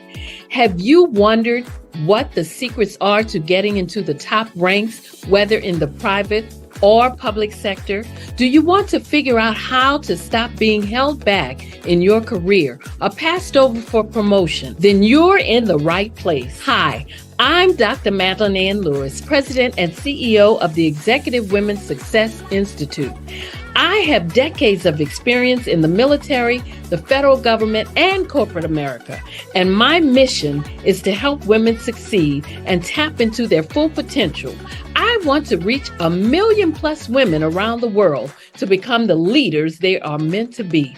So if you want to move into a management or executive level position, or maybe you are a female veteran transitioning out of the military into business entrepreneurship, then reach out to the Executive Women's Success Institute at 301-693-3284. Let us get you on the fast track to success.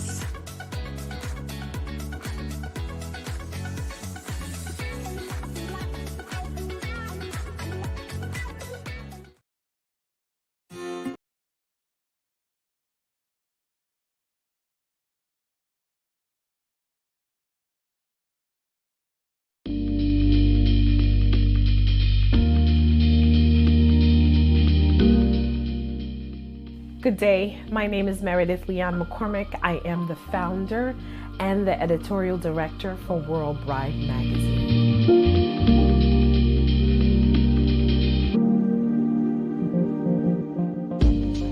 World Bride magazine was founded some over 20 years ago, and it was supposed to be a response, and I believe it still is a response to the lack of diversity in the fashion and specifically the bridal industry. We created it with the intention of being very inclusive, to show women of color, to show couples of color of all backgrounds that were getting married, that have families, that are consumers in the bridal industry. I heard specifically from the brides that there was a need for them. They didn't see themselves, and we're not only talking about Black women, we're talking about Asian, Latina. They all wanted to be seen. Arab, Muslim, all these women were like, oh my God, I'd love to submit my wedding to these magazines, but nobody ever answers me. And I just wanted to be that answer. So one of the things that has helped us to stay in business and sustain us is the partnerships that we've been able to forge with amazing brands.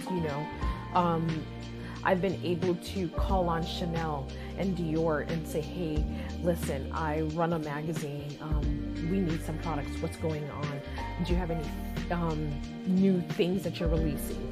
They've given us access. They've sent us what's new and allowed us to make the blast about content and things that would interest our readers. Why? Because typically people don't think bridal and that is connected. And then the relationship that I forged with Ford Cars, General Motors.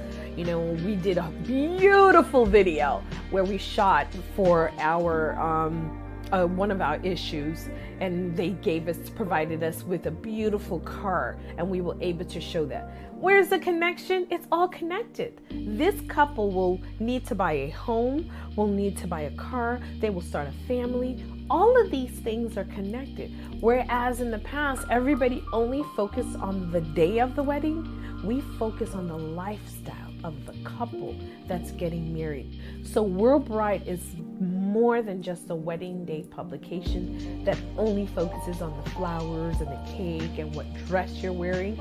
We go further than that. We want to talk about, guess who's coming to dinner? How do you set your table? What are the fine chinas that you can use? The etiquette of planning a dinner.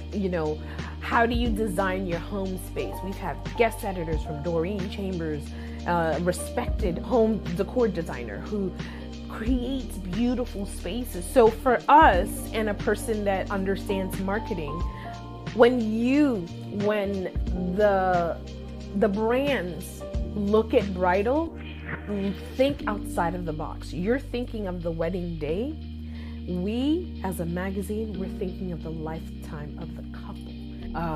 And we're excited about what's to come, and we're super excited to show you more travel and WBN TV. So we're looking forward to bringing you so much, much more, and lots more video content. So until the next time, ciao, Bella.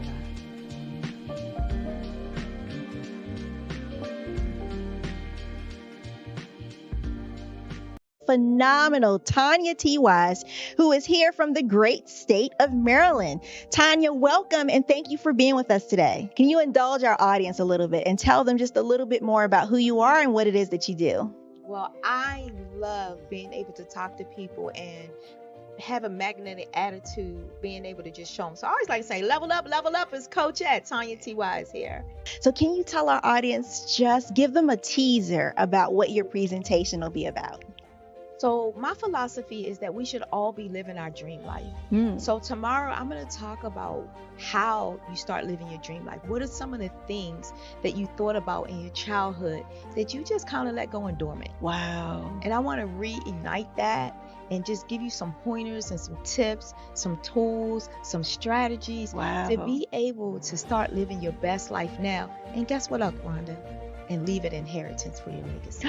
Oh my goodness. Okay, I know that's resonating with a lot of people. I've heard that you have a dynamic coaching program. Can you tell us a little bit more about that? Absolutely.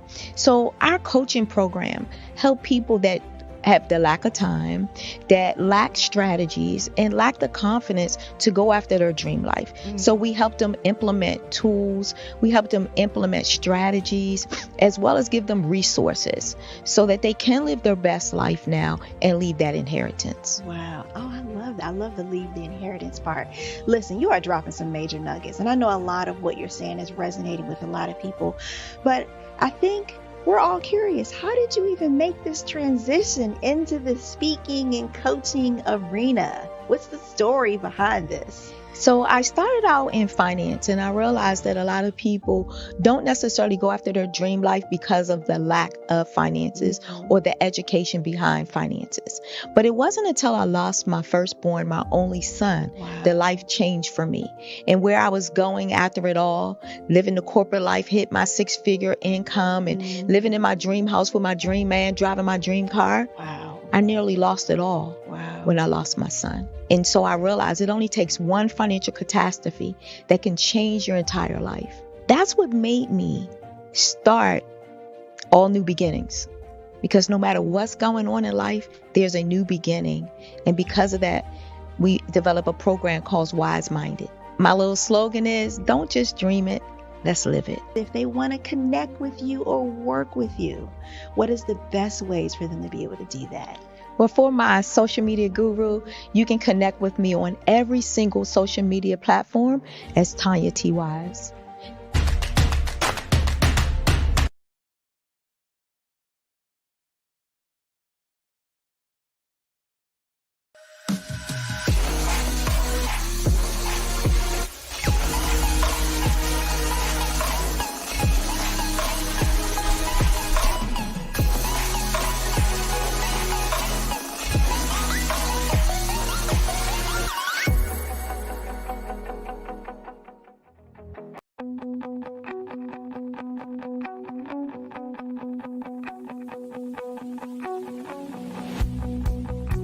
I am Black business. From the moment I wake until the time I sleep. Yes, I am Black business. I am Black business. Tell me, are you Black business? I am Black business. Do you support Black businesses? Listen, I support Black business because I am Black business. Black Business Expo, one of the largest business showcases in the history of Black business in the world. The world. Sign up today at www.blackbusinessexpousa.com. Give us a call at 909-308-9090. Oh, yeah. I am Black business.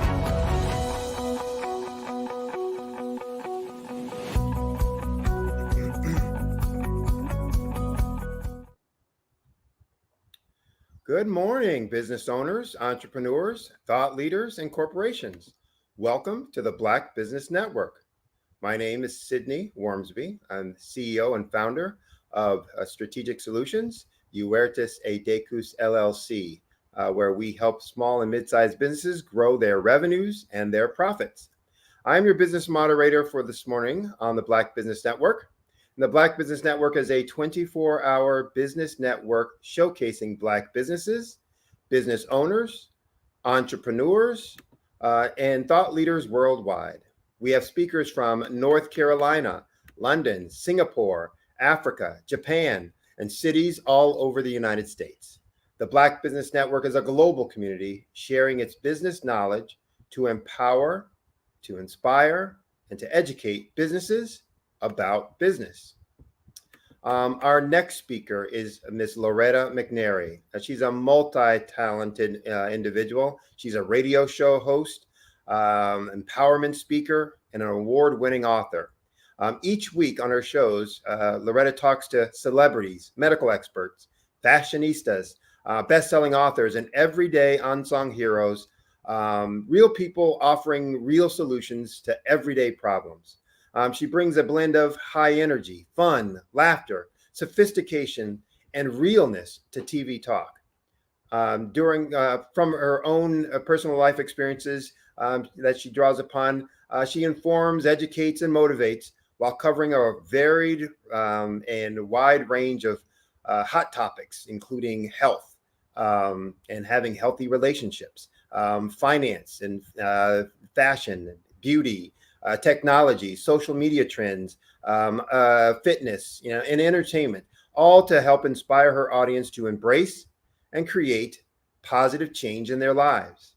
Ms. McNary intentionally and strategically shares and emphasizes for her audiences all that is purposed, positive, and possible through hard work, education, faith, and obedience to God. Her commitment is to help make the world a greater place for families, businesses, and communities to live, work, and play. So I present to you Miss Loretta McNary. Hi, Sydney. Thank you so much for that beautiful introduction. No worries, Yay. no worries. It's been a while. We spoke last month, or maybe it was earlier this month, on a panel, and really enjoyed the conversation and looking forward to more of the conversation here. So for the audience, I'm going to be doing a fireside chat with you. So a talk to get to know you better, deeper, more, as well as the things that you try to do and the ways that you try to change and inspire the environment around you. So anything you want to say before we get going? I just want to say, I really appreciate being here. I don't normally, get to talk about myself and the growth of the show, the trials and obstacles of the show. So that's really one thing I love, that people get to really know who the guests are on this kind of platform. So it's encouraging. It's very encouraging. So I guess we'll just go ahead and get started. How we're going to do? Are you going to ask me questions, or you just want me to kind of? I am going to ask you questions. So you're on the hot seat. So, but there's no time limit to the individual questions, although we have a time limit for the segment. But maybe first for the folks out there, talk a little bit about, your origin story. How did you get started? What's your kind of career path? How did you get to where you are today? Okay, so most people like to have a blueprint and they wake up one day and say, this is what I want to do. So imagine being a young girl. You have an older brother, a younger sister, a mom who's a stay-at-home diva, a dad who is just the most incredible man ever. And so you're the middle child. So you have this thing, which is a real thing, that middle child syndrome. And I had this voice. I was very competitive when it came to academics. I wanted to get all A's because I had to earn my way because I'm the middle child. And I never liked or enjoyed talking to people because people laughed at the way I spoke. Then when I wouldn't talk, they said that I was stuck up and I thought I was better. So I grew up with a lot of ways to shut down and to go inside.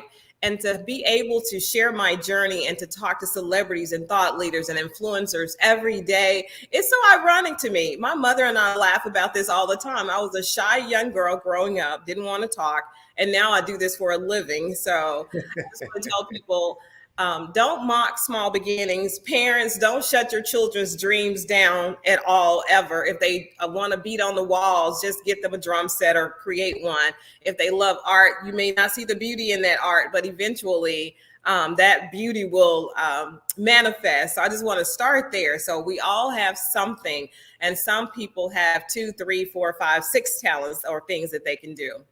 So I'll just kind of lay the groundwork there. I didn't grow up saying I wanted to be this talk show host that people watched around the globe and to go to red carpets and dress up and have the glitz and the glamour. but here we are, and I'm making the best out of it as we go. Good. Well, I think that's important for people to understand that you don't have to know from the beginning what you want to be or what you're going to be. Just kind of go with one, learn as much as you can, put in as many tools in the toolbox. And like you said, you're using them now in ways that you never expected, but because you were prepared. So good for you. Yeah, I won't say I was prepared. I still don't think I'm prepared like I should be most of the time. But what I will say is I have a passion, and whatever that thing is for everyone, Sydney, it just won't let you sleep. It won't let you rest. It'll always keep rising up to get you to pursue it. So that's how you know that's what you were created for. And I can't even tell you how many times I wanted to quit. That's a whole story by itself. Well, talk a little bit about what your passion and commitment is. I think it comes out in some of the things I was talking about in terms of your background, your bio, and your show.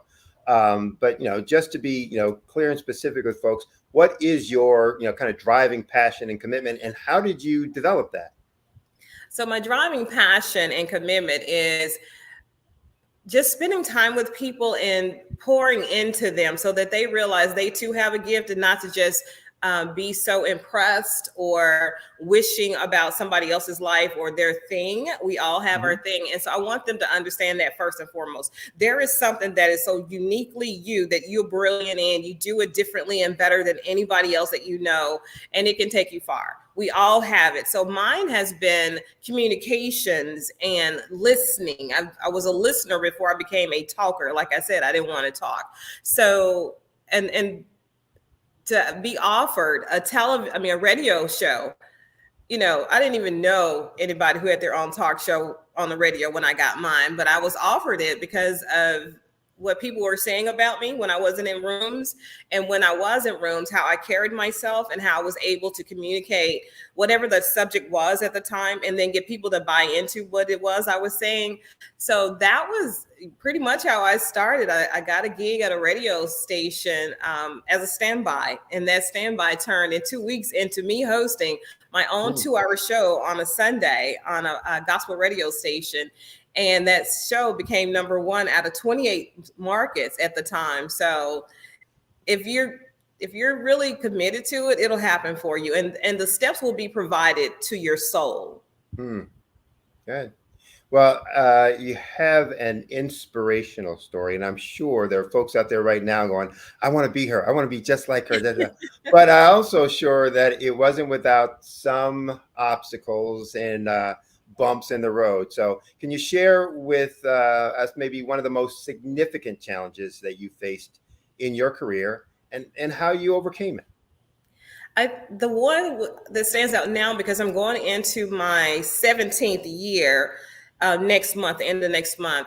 So when I got the vision for the show, I was doing radio, never wanted to do TV. And then I started working for Time Warner Comcast doing a community show for them. And there was a live show. So I was baptized in the fire to do live. I never had a chance to do cuts and do-overs and have people writing for me. It was all had to be from me. And then I got the vision for my own show. And so the biggest obstacle was that when I was calling around, inquiring what it would cost to video the show, they said $10,000 and upwards. Just a video, just to bring camera people and everything. And I'm like, Lord, surely you know everything. So I don't have $10,000. I don't have $10,000. I don't even think I had $100 for the show at that moment. And so eventually God worked it out, and it only cost me a $150 donation to an amazing church here, Temple of Deliverance. Bishop Patterson of Kojic allowed me to make a small donation of $150, and I had more than $10,000 worth of experience from the camera people and the production cameras that they allowed me to use. So had I stopped, Sydney, we would not be having this conversation. Had I let not having $10,000 plus scare me, I would not be here with you today. Well, I think that speaks to, a trait you have, and it's so many successful people, seem to have, is that resourcefulness. It's like, I'm gonna find a way, make a way, find a way, but if that's what it takes, let me see, what can I do? How can I make that, and you get creative. And, in that situation, you got creative about, the problem you face versus the solution that you needed. So again, good for you. Good for you. Now, you alluded to this earlier in your comments, but I'm going to have you talk more specifically about it. As you went along in your career and you progressed, there were probably those moments, and you mentioned one earlier, where you felt like kind of giving it up, throwing in the towel. I'm done. I'm moving on to something else. What motivated you to keep going when you got to that moment? How did you kind of find that strength inside to persevere? Again, the thing that separates me from who I would have been had I quit is, and I think is in any person who you see on TV, here on the radio, on the basketball court, football field, there is something inside called passion, and passion outweighs talent. It outweighs finances. It pushes you forward when you want to quit, whether you have any of those things or not. If you truly have passion in your soul for this thing that you're called to do, it will not it's really almost difficult to describe with words what it is. I would be quitting in that moment, Sydney, and planning my next thing at the same time. I'm like, I'm quitting, I'm giving up, this is not working, I don't know, I just can't. And then I said, you know what, but I could do this. I need to do this right here. And so that was that passion that's connected to my DNA to do what God called me to do. It just will not let you quit. Interesting. So you get into that kind of conversation about perseverance, resiliency, etc.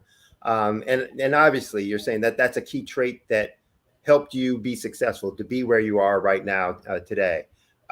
Is there a way to build that and maintain that, in an individual in general, or is that something somebody just has to be born with?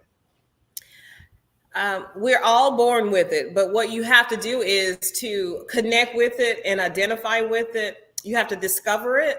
We all have it. You have it. Every single person that was ever created has it. It's part of our DNA. Whatever that thing is, you have the passion to pursue it if you don't quit it and if you sit still long enough.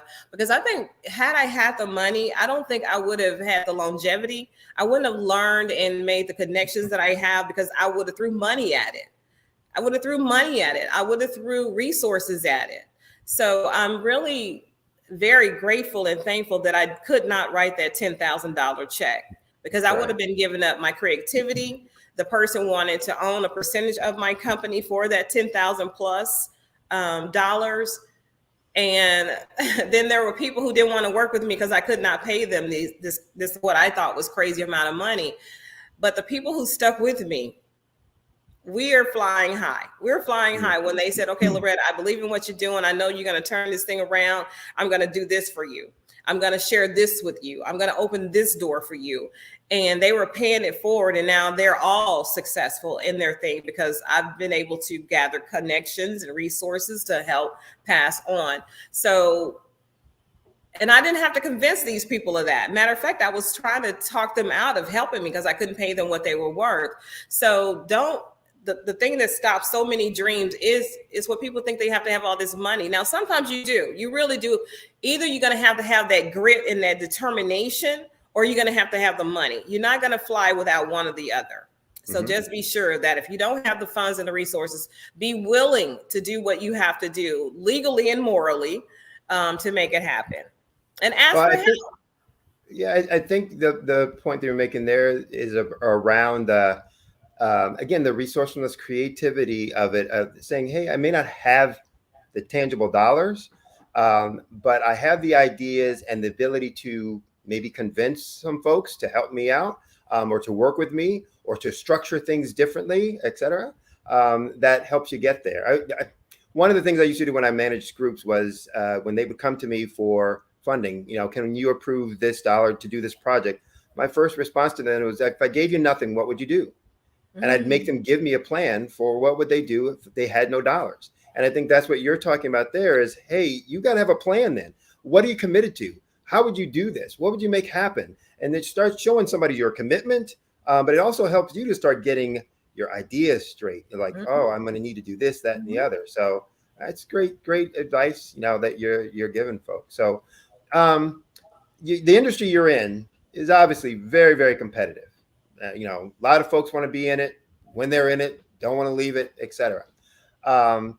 Maintaining that positive mindset when there's a lot of negativity around you can also be a little bit difficult and challenging. So how do you stay focused on your goals and avoid getting discouraged by those external noises, those external factors, the comparison that people always like to do? You're not as this as the other person, yada. Talk a little bit about that. Okay, so I want to be very clear. That is a fantastic question, Sydney. Let me be very clear. I have challenges. I have obstacles. I have days when I don't want to get out of the bed. I have days when I cry all day. Not as much now as I used to. So I don't want people to think, oh, I got this superpower that nothing gets me down. There were times when I did quit, and I just told God, I can't. I will not. But He is so gracious and so sovereign. But you got to fight through that. I'm human. I'm not some, I was created as a human, a spirit living in this human body. So, and everybody has something. And money doesn't solve those kind of things that we're talking about, the challenges, the thinking you're not enough, to convincing people to partner with you, the not having the right dress, or thinking, it's a bad hair day. We are going to have those kind of days. And what you have to do is tell yourself, I am enough. I can do this. I was created for such a time as this. And I wasn't this person 17 years ago. I want people to understand that. I was not as confident. I was not as self-assured, and I didn't have this amount of faith in God that He would get me through. So I struggled tremendously, but I did not take it out and have pity parties with people. So, because that just gives it permission. They say misery loves company, and it does. It does. So I would push back, which I don't recommend, but I'm that kind of person. When I'm going through, I'll push everybody back so I can deal with it, so I can be strong and live and love from a place of strength. But I did learn that weakness is strength too, Sydney. That was one of my biggest lessons, I think, is that being weak or having a weak moment, that's strength. Because nobody's going to be. Elaborate on that a little bit more, because people may not understand what you're meaning by that. Okay. So when you think asking for help is the thing, I don't like asking for help. I thought being independent was strength. I thought being codependent or asking for help was a weakness, because I was raised, my mom, she was like that. And you didn't ask for anything. We could go to my cousin's house. They had all this food, and children, we want to eat even though we just ate, and we couldn't do it. You could not do it. You went to somebody's house and you just sat there. You never asked for help. You figure it out. And I thought asking for help was a weakness, that strong people didn't do it. Successful people didn't do it. And people with money did not do it. What I found out is, in order to keep your money, you do have to ask for help. To go further than you would faster, you have to ask for help. So that's what I'm talking about, a weakness. When you think you got to have all the answers, that's a good place when you do run out of answers, because you then know to ask somebody else. So that's the kind of weakness I'm talking about. Well, I like that. It's kind of the know when to ask. I mean, you don't ask for help just because before you try, before you've given all your effort, etc. But it's also, you don't be silent when you have done all those things, and there's someone out there who can provide you that support, that shoulder to lean on, all those kinds of things. Is that kind of what you're meaning? That's exactly, because I think my dad said it best, or this was closed mouth does not get fed. You're right. So that's what I'm saying. You have to ask, and that's a strength. Some people have, and I'm actually interviewing a lady who's called the Ask Expert. She talks about how important it is to ask for what you need and to not do without because you're afraid to ask. And then she shows you how to ask. And there's nothing that we're going to get away in this life that you don't have to ask and accept help. A part of giving is receiving. Yeah. I think the other thing you mentioned was that you weren't that way 17 years ago. Right. But it brings to mind a phrase my dad used to always say, my parents, both of them, my mom and my dad, success breeds success. That just says, hey, you'll be a little successful, and that'll give you a little more strength, confidence, skills to do the next thing, to do the next thing, to do the next thing, et cetera, et cetera. Now you can also use it. Success brings success. If you're around successful people, it'll bring you. It's all of those things, come to be. But in your case, you're talking about, I wasn't this way, but it doesn't mean I couldn't be that way. You just did it in these incremental steps that allowed you to get to where you are today, and that's what you're wanting people to understand. Yeah, absolutely. You're not that person that they see now 17 years ago, but you can make yourself get there. Yeah, because people have a tendency to compare my best days or my experience with their just getting started in their tough days. And when I say me, I'm using that just generally. We do that for people. So don't compare your getting started with your talk show or your business or in sports or your fitness and exercise routine to lose weight and to become healthier. Don't compare it to your trainer. They had to get where they are to become a trainer. And so we give up because we think we have to be able to do everything they're asking us to do, everything other people are able to do. No, we don't. You got to start somewhere. People with 1 million TikTok followers, they started with one, just like everybody else. And then they did what was necessary to make it grow. So don't get discouraged and don't compare yourself, because our pastor said 2 things happen when you start comparing.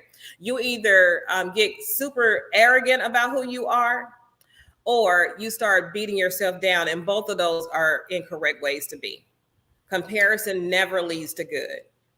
I used to always tell my kids, you pick any adjective, there's always someone more and less of that adjective than you. So every time you think you're more smart, intelligent, pretty, handsome, there'll be somebody more and there'll be somebody less. So stay humble, stay humble. Yeah, because it's relative. Beauty is relative. It's so relative. So we shouldn't get caught there at all, but we do. We come from a society that wanted to measure and tell you what beauty looked like. And I'm so glad how far we've come with that now we realize beauty is definitely the eye of the beholder, which they used to say, but they're different standards. They're different.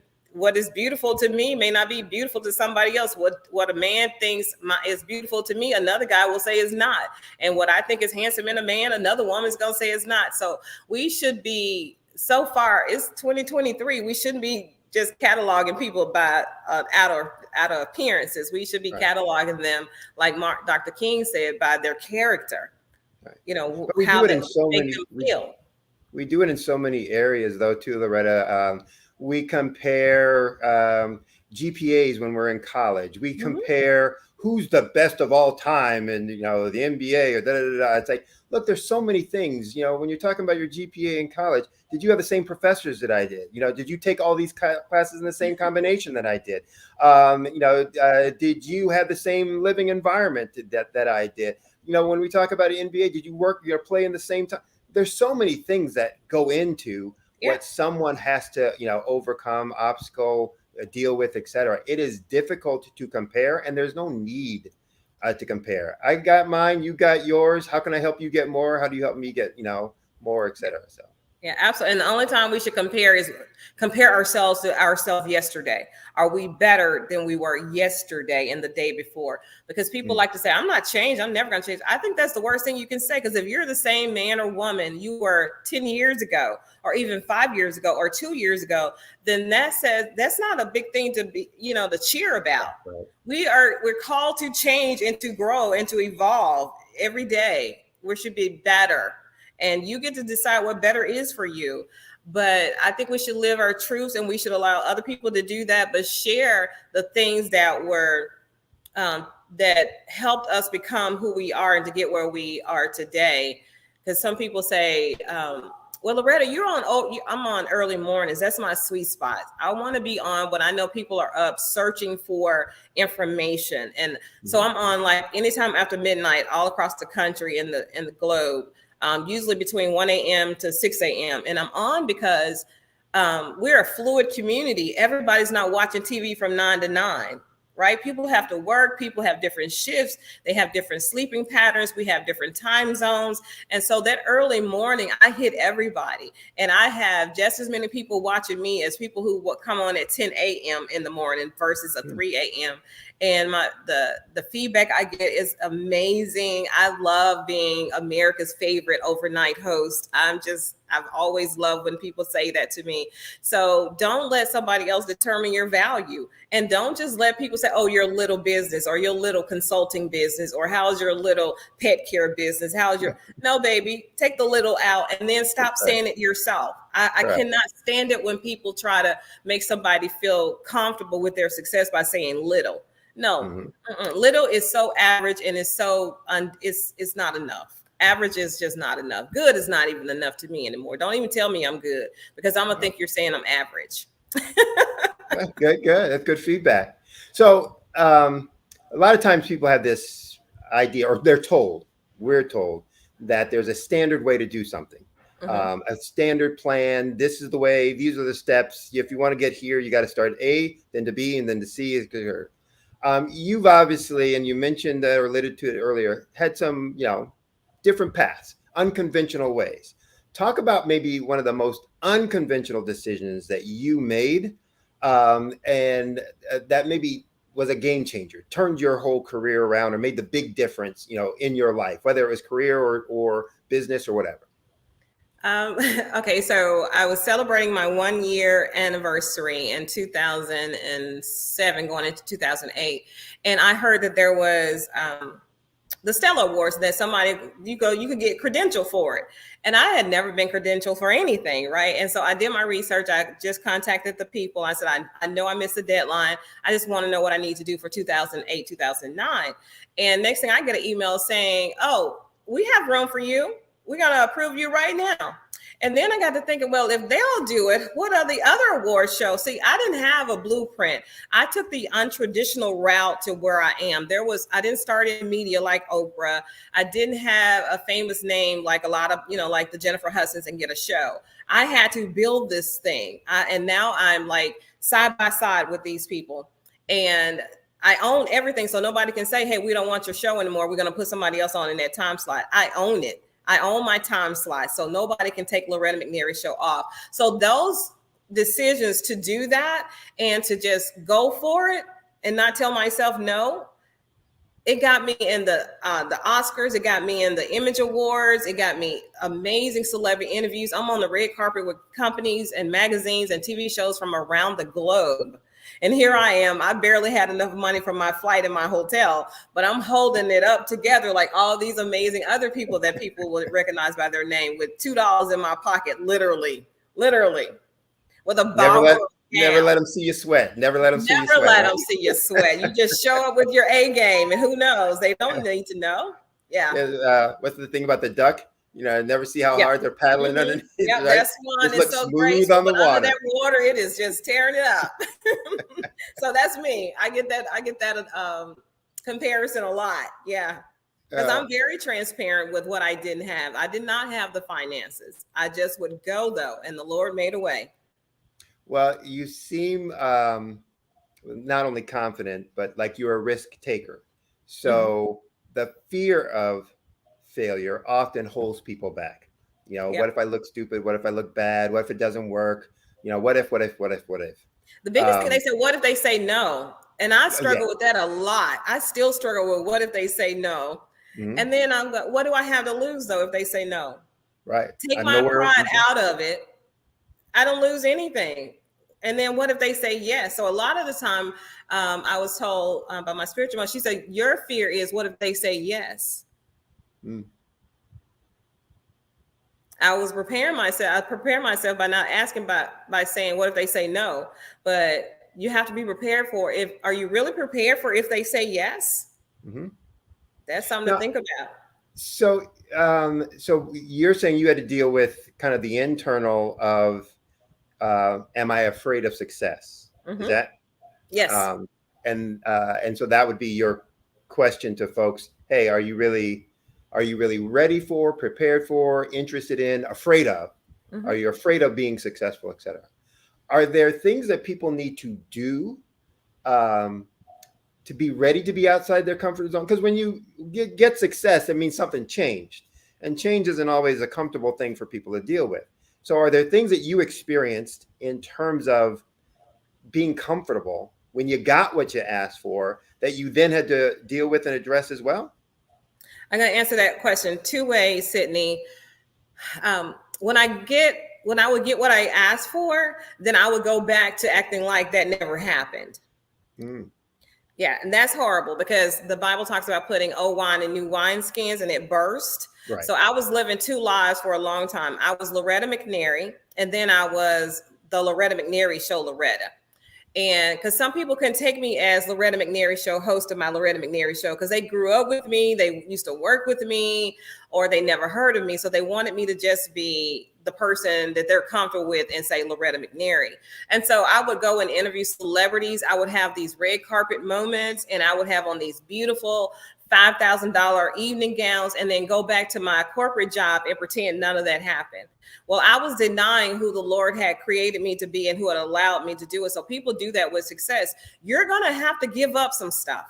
There's no way you could be the same Lucy or Ricky and then experience success and go back to the same Lucy and Ricky. That's like saying it never happened. So you're really not prepared for the success if you do that. And a lot of people do that. And then the other thing is, when it happens, you don't know what to do now because you never visualize how it would feel to walk across that stage. I had to visualize, well, I had never been on a red carpet, never knew anybody who had been on the red carpet. So I had to be observant. I just found somebody that I thought was just knocking it out the park. And I kind of took what she did or he did, and I did it in my own way. I couldn't be as vivacious as some of the talk show hosts were, or just go pull people in and be super aggressive. I stayed in the middle with my bubbliness and my desire and just honesty. I just am curious about people, not about how much money you make or whose clothes you're wearing, but what keeps you up at night. How does it feel now that you've gotten here, and what's next for you? And what do you tell somebody else who wants to do what you're doing? Those have been my go-to questions for every celebrity. I don't care how much money they made. I want to bring out something that shows somebody at home that if you just do what they're saying they did, because they have things that keep them up at night too, and they have problems with this, and they have family problems, children problems, money problems, but yet they kept going. And now here they are, and we're celebrating them, and they're receiving awards for not quitting. Not because they were so much better than anybody else. They just did not quit. Determination. You spoke a couple times, and I just asked a question about change and adapting. So earlier you talked about, for people who say, I'm never going to change, or I haven't changed, I'm the same person I was 5 years ago, et cetera, that wasn't a good thing. We were just talking about, if you get what you want, there's going to be a change, and how do you adapt to that?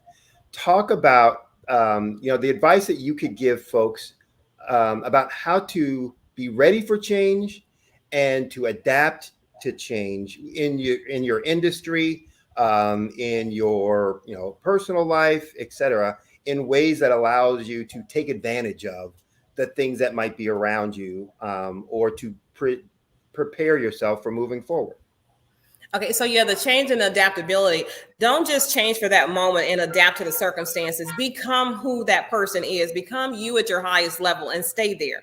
Don't let people talk you down off the ledge, is what I was trying to convey. So change is going to happen, and you have to adapt. And I think adaptability is not just adapting to a circumstances, you being a thermostat, but being a thermometer, just checking the temperature, but be the person that walks in the room and changes it for everybody, not just because you're all this and you're all of that, but that you want them to say, hey, I want to hear her story. I want to know what puts that sparkle in her eye, what makes her glide instead of walk or him. And then share that, I'm really faking it a lot of the times until I make it. I really am. I'm really faking it in a room, like I have this super confidence, or I'm just all of this, and then become it. So now when I have a goal, Sydney, I write it down. I visualize. I want to know how I feel. I want to know what I have on. I want to know who's there with me. And then once I manifest it, I don't want to go backwards anymore. So I stopped living the two lives, and people either going to like you or not. So at least let them like or dislike you because you're being authentic. Talk about, because you've alluded to a couple times about watching others, observing others, calling on others, which talks to having a support system. So a professional one, a personal one, etc. Talk about how important that is, and talk about ways that people can build that both professionally and personally to support themselves. Okay, so that's one of those challenging questions because I didn't do that well. When I look back on my career and my life, even I did not do that well. I was a party of one all the time, unless it was a highlight or an award, or I had extra tickets to see a showing or something. I would invite people to do that, but I didn't invite people in to figure it out with me. I just really relied on God, the Holy Spirit, to lead me and to guide me. I did a lot of researching. I watched and I learned, and I had to get to know who Loretta really is and not my watered down version of her. And so, but I do highly recommend people seeking out support and allowing people to help you carry the load, so to speak. Everybody like Moses had his brother and his friend Joshua and his brother, the other guy, to hold his arms. Yeah. And so we all need that. We were built for a community. Now, I was not like that. And if I could change it, I probably wouldn't, but I wish I had known that it was okay to ask for help, to allow people to walk beside you. And with this, barter. You say you can't. I say I couldn't pay people, but I could have bartered with them. I could have said, hey, you do this for me, and maybe I could come when babysit your children or something. Maybe I'm really good at creating graphics. Can I do that for you? And you help hold the camera for me, or something like that. But I just paid people what I needed. But in this day and time, I do highly recommend being a mentor and then having a mentor. That is critical. That will get you further faster. Okay. Yeah, nobody is an island. I would not recommend anybody do it like I did it. So we're almost out of time. So I'm going to ask you one final question. Advice that you would give to the younger you, or to those who are the younger you out there right now, of what they should be doing, how they should be, approaching things to get to where they want to be. That's one of those tough questions, Sydney. And I'm probably not the best person to do it. But what I would say to my younger self is trust who you are. Trust that God did put everything in you that you need to be successful, and that you will grow as you learn, and you will learn as you grow and grow as you learn. And don't tell yourself no. Give people the opportunity to say, yes, I want to help, or no, I cannot at the time. And know that it's not a put down for you. It's not a shaming of you. It's not a personal thing. It's that they have their why. And we should respect their why they're saying no, without internalizing it that you're not good enough, or that they don't like you, or that they would do it for somebody else and not you. That's not what a no means. It can mean a whole lot of things. So don't automatically tell yourself they're going to say no.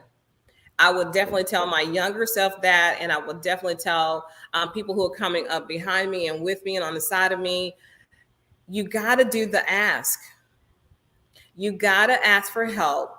You have to ask people to invest in you, to sponsor you, to make those donations. And yes, you're going to get some no's, but that does not devalue you. That does not say what you're doing is a mistake, or you shouldn't be doing this. Trouble and trials don't mean you should give up on your dream, or that you're doing the wrong thing. It just means that I need to grow in this situation, find another way. Because I believe God is super intelligent and sovereign, that if he didn't want you to do something, he has a way of saying, no, don't do it. Without you thinking just because a storm comes, you need to quit. And that's a relationship, that's a business, that's going to church, that's believing in yourself. Just get clarity, because sometimes you may have to redo it. So never give up a dream, but give up maybe the plan, the way you were planning to do it, or the strategy, but never give up on your dream. All right. Go to plan B. Plan B, C, D, E, F, G. It's gonna work. It's gonna work. I know it is. I know it is. It's all still at the end of the day a numbers game. It's a numbers game, but you can't win if you quit. There you go. And it's always too soon to quit. I know that right now everybody's been listening to you is ready to run through a brick wall. So, because you got them so inspired, it's like, put me in, coach, put me in. I can do it. I can do it. Yeah. Ask to be put in. Yeah. And give people a reason to put you in. Yeah. Why should I put you in? Tell me. So tell folks how they can reach out to you if they want to get more information, pick your brain, call you to be a speaker or whatever. If folks want to reach out to you, how can they contact you? Yeah, it's all the same. And I am back on the speaking circuit. I have some colleges lined up. I have some corporate stuff. So I really do enjoy speaking and sharing, not so that it's me, but so that I hopefully will inspire somebody to go ahead and take the jump. Just go ahead and jump. Don't even worry about it. Just go leap. So, and just Google Loretta McNary. I'm on all social media, LinkedIn, Facebook, TikTok, Threads, Instagram as Loretta McNary or Loretta McNary Show. I have a website. And then McNary Media Network. I have an app on Google and Android and Apple phones and iPads. So you can find McNary Media Network there as well. So just find me, reach out. The ball is in your court. Well, I really appreciate you being on and all the advice that you were given. I took some notes and took it to heart as well. I'm sure everybody out there did as well. So look forward to speaking with you the next time. Until then, genius is common. I'll see you on the other side. Bye-bye. Okay, for folks, I know you found that exciting, interesting, and very, very helpful in terms of the advice that Ms. McNary provided. So for those who are wondering about the Black Business Expo and what's it about, well, the Black Business Expo's mission is to raise funds for high school seniors going to college or K through 12 entrepreneurs. The expo is a fundraiser for students. So you can go to www.blackbusinessexpousa.com. Again, blackbusinessexpousa.com to donate to the scholarship fund. You can also use Cash App. That should be on the screen below, and the account number $BBXUSA. Again, account is $BBXUSA.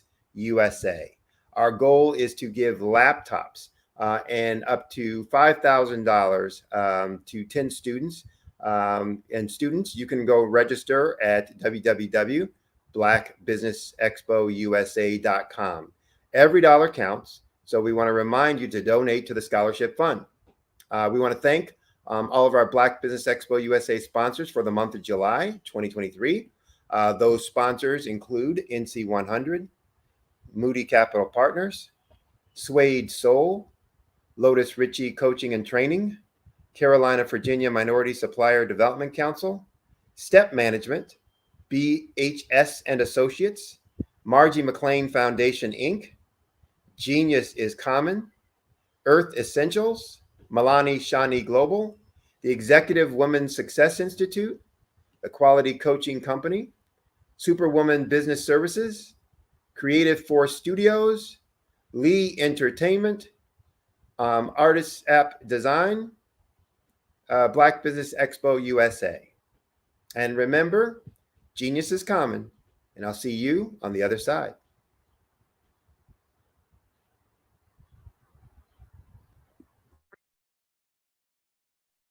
Hello, I'm Dr. Madeline Ann Lewis, President and CEO of the Executive Women's Success Institute. And my genius is helping women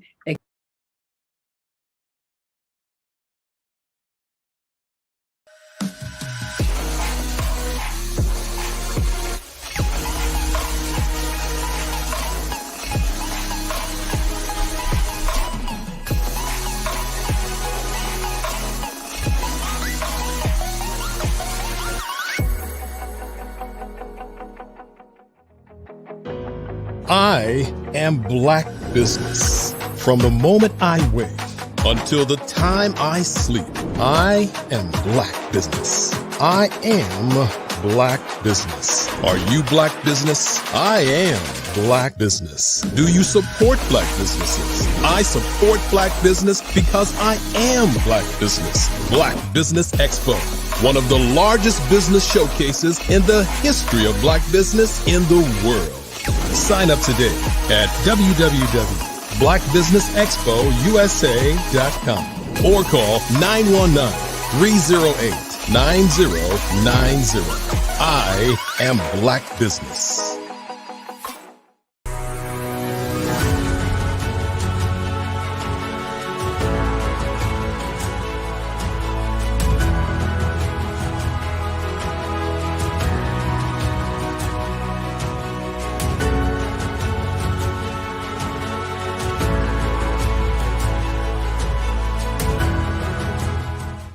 The Black Business Expo's mission is to raise funds for high school seniors going to college or K through 12 entrepreneurs.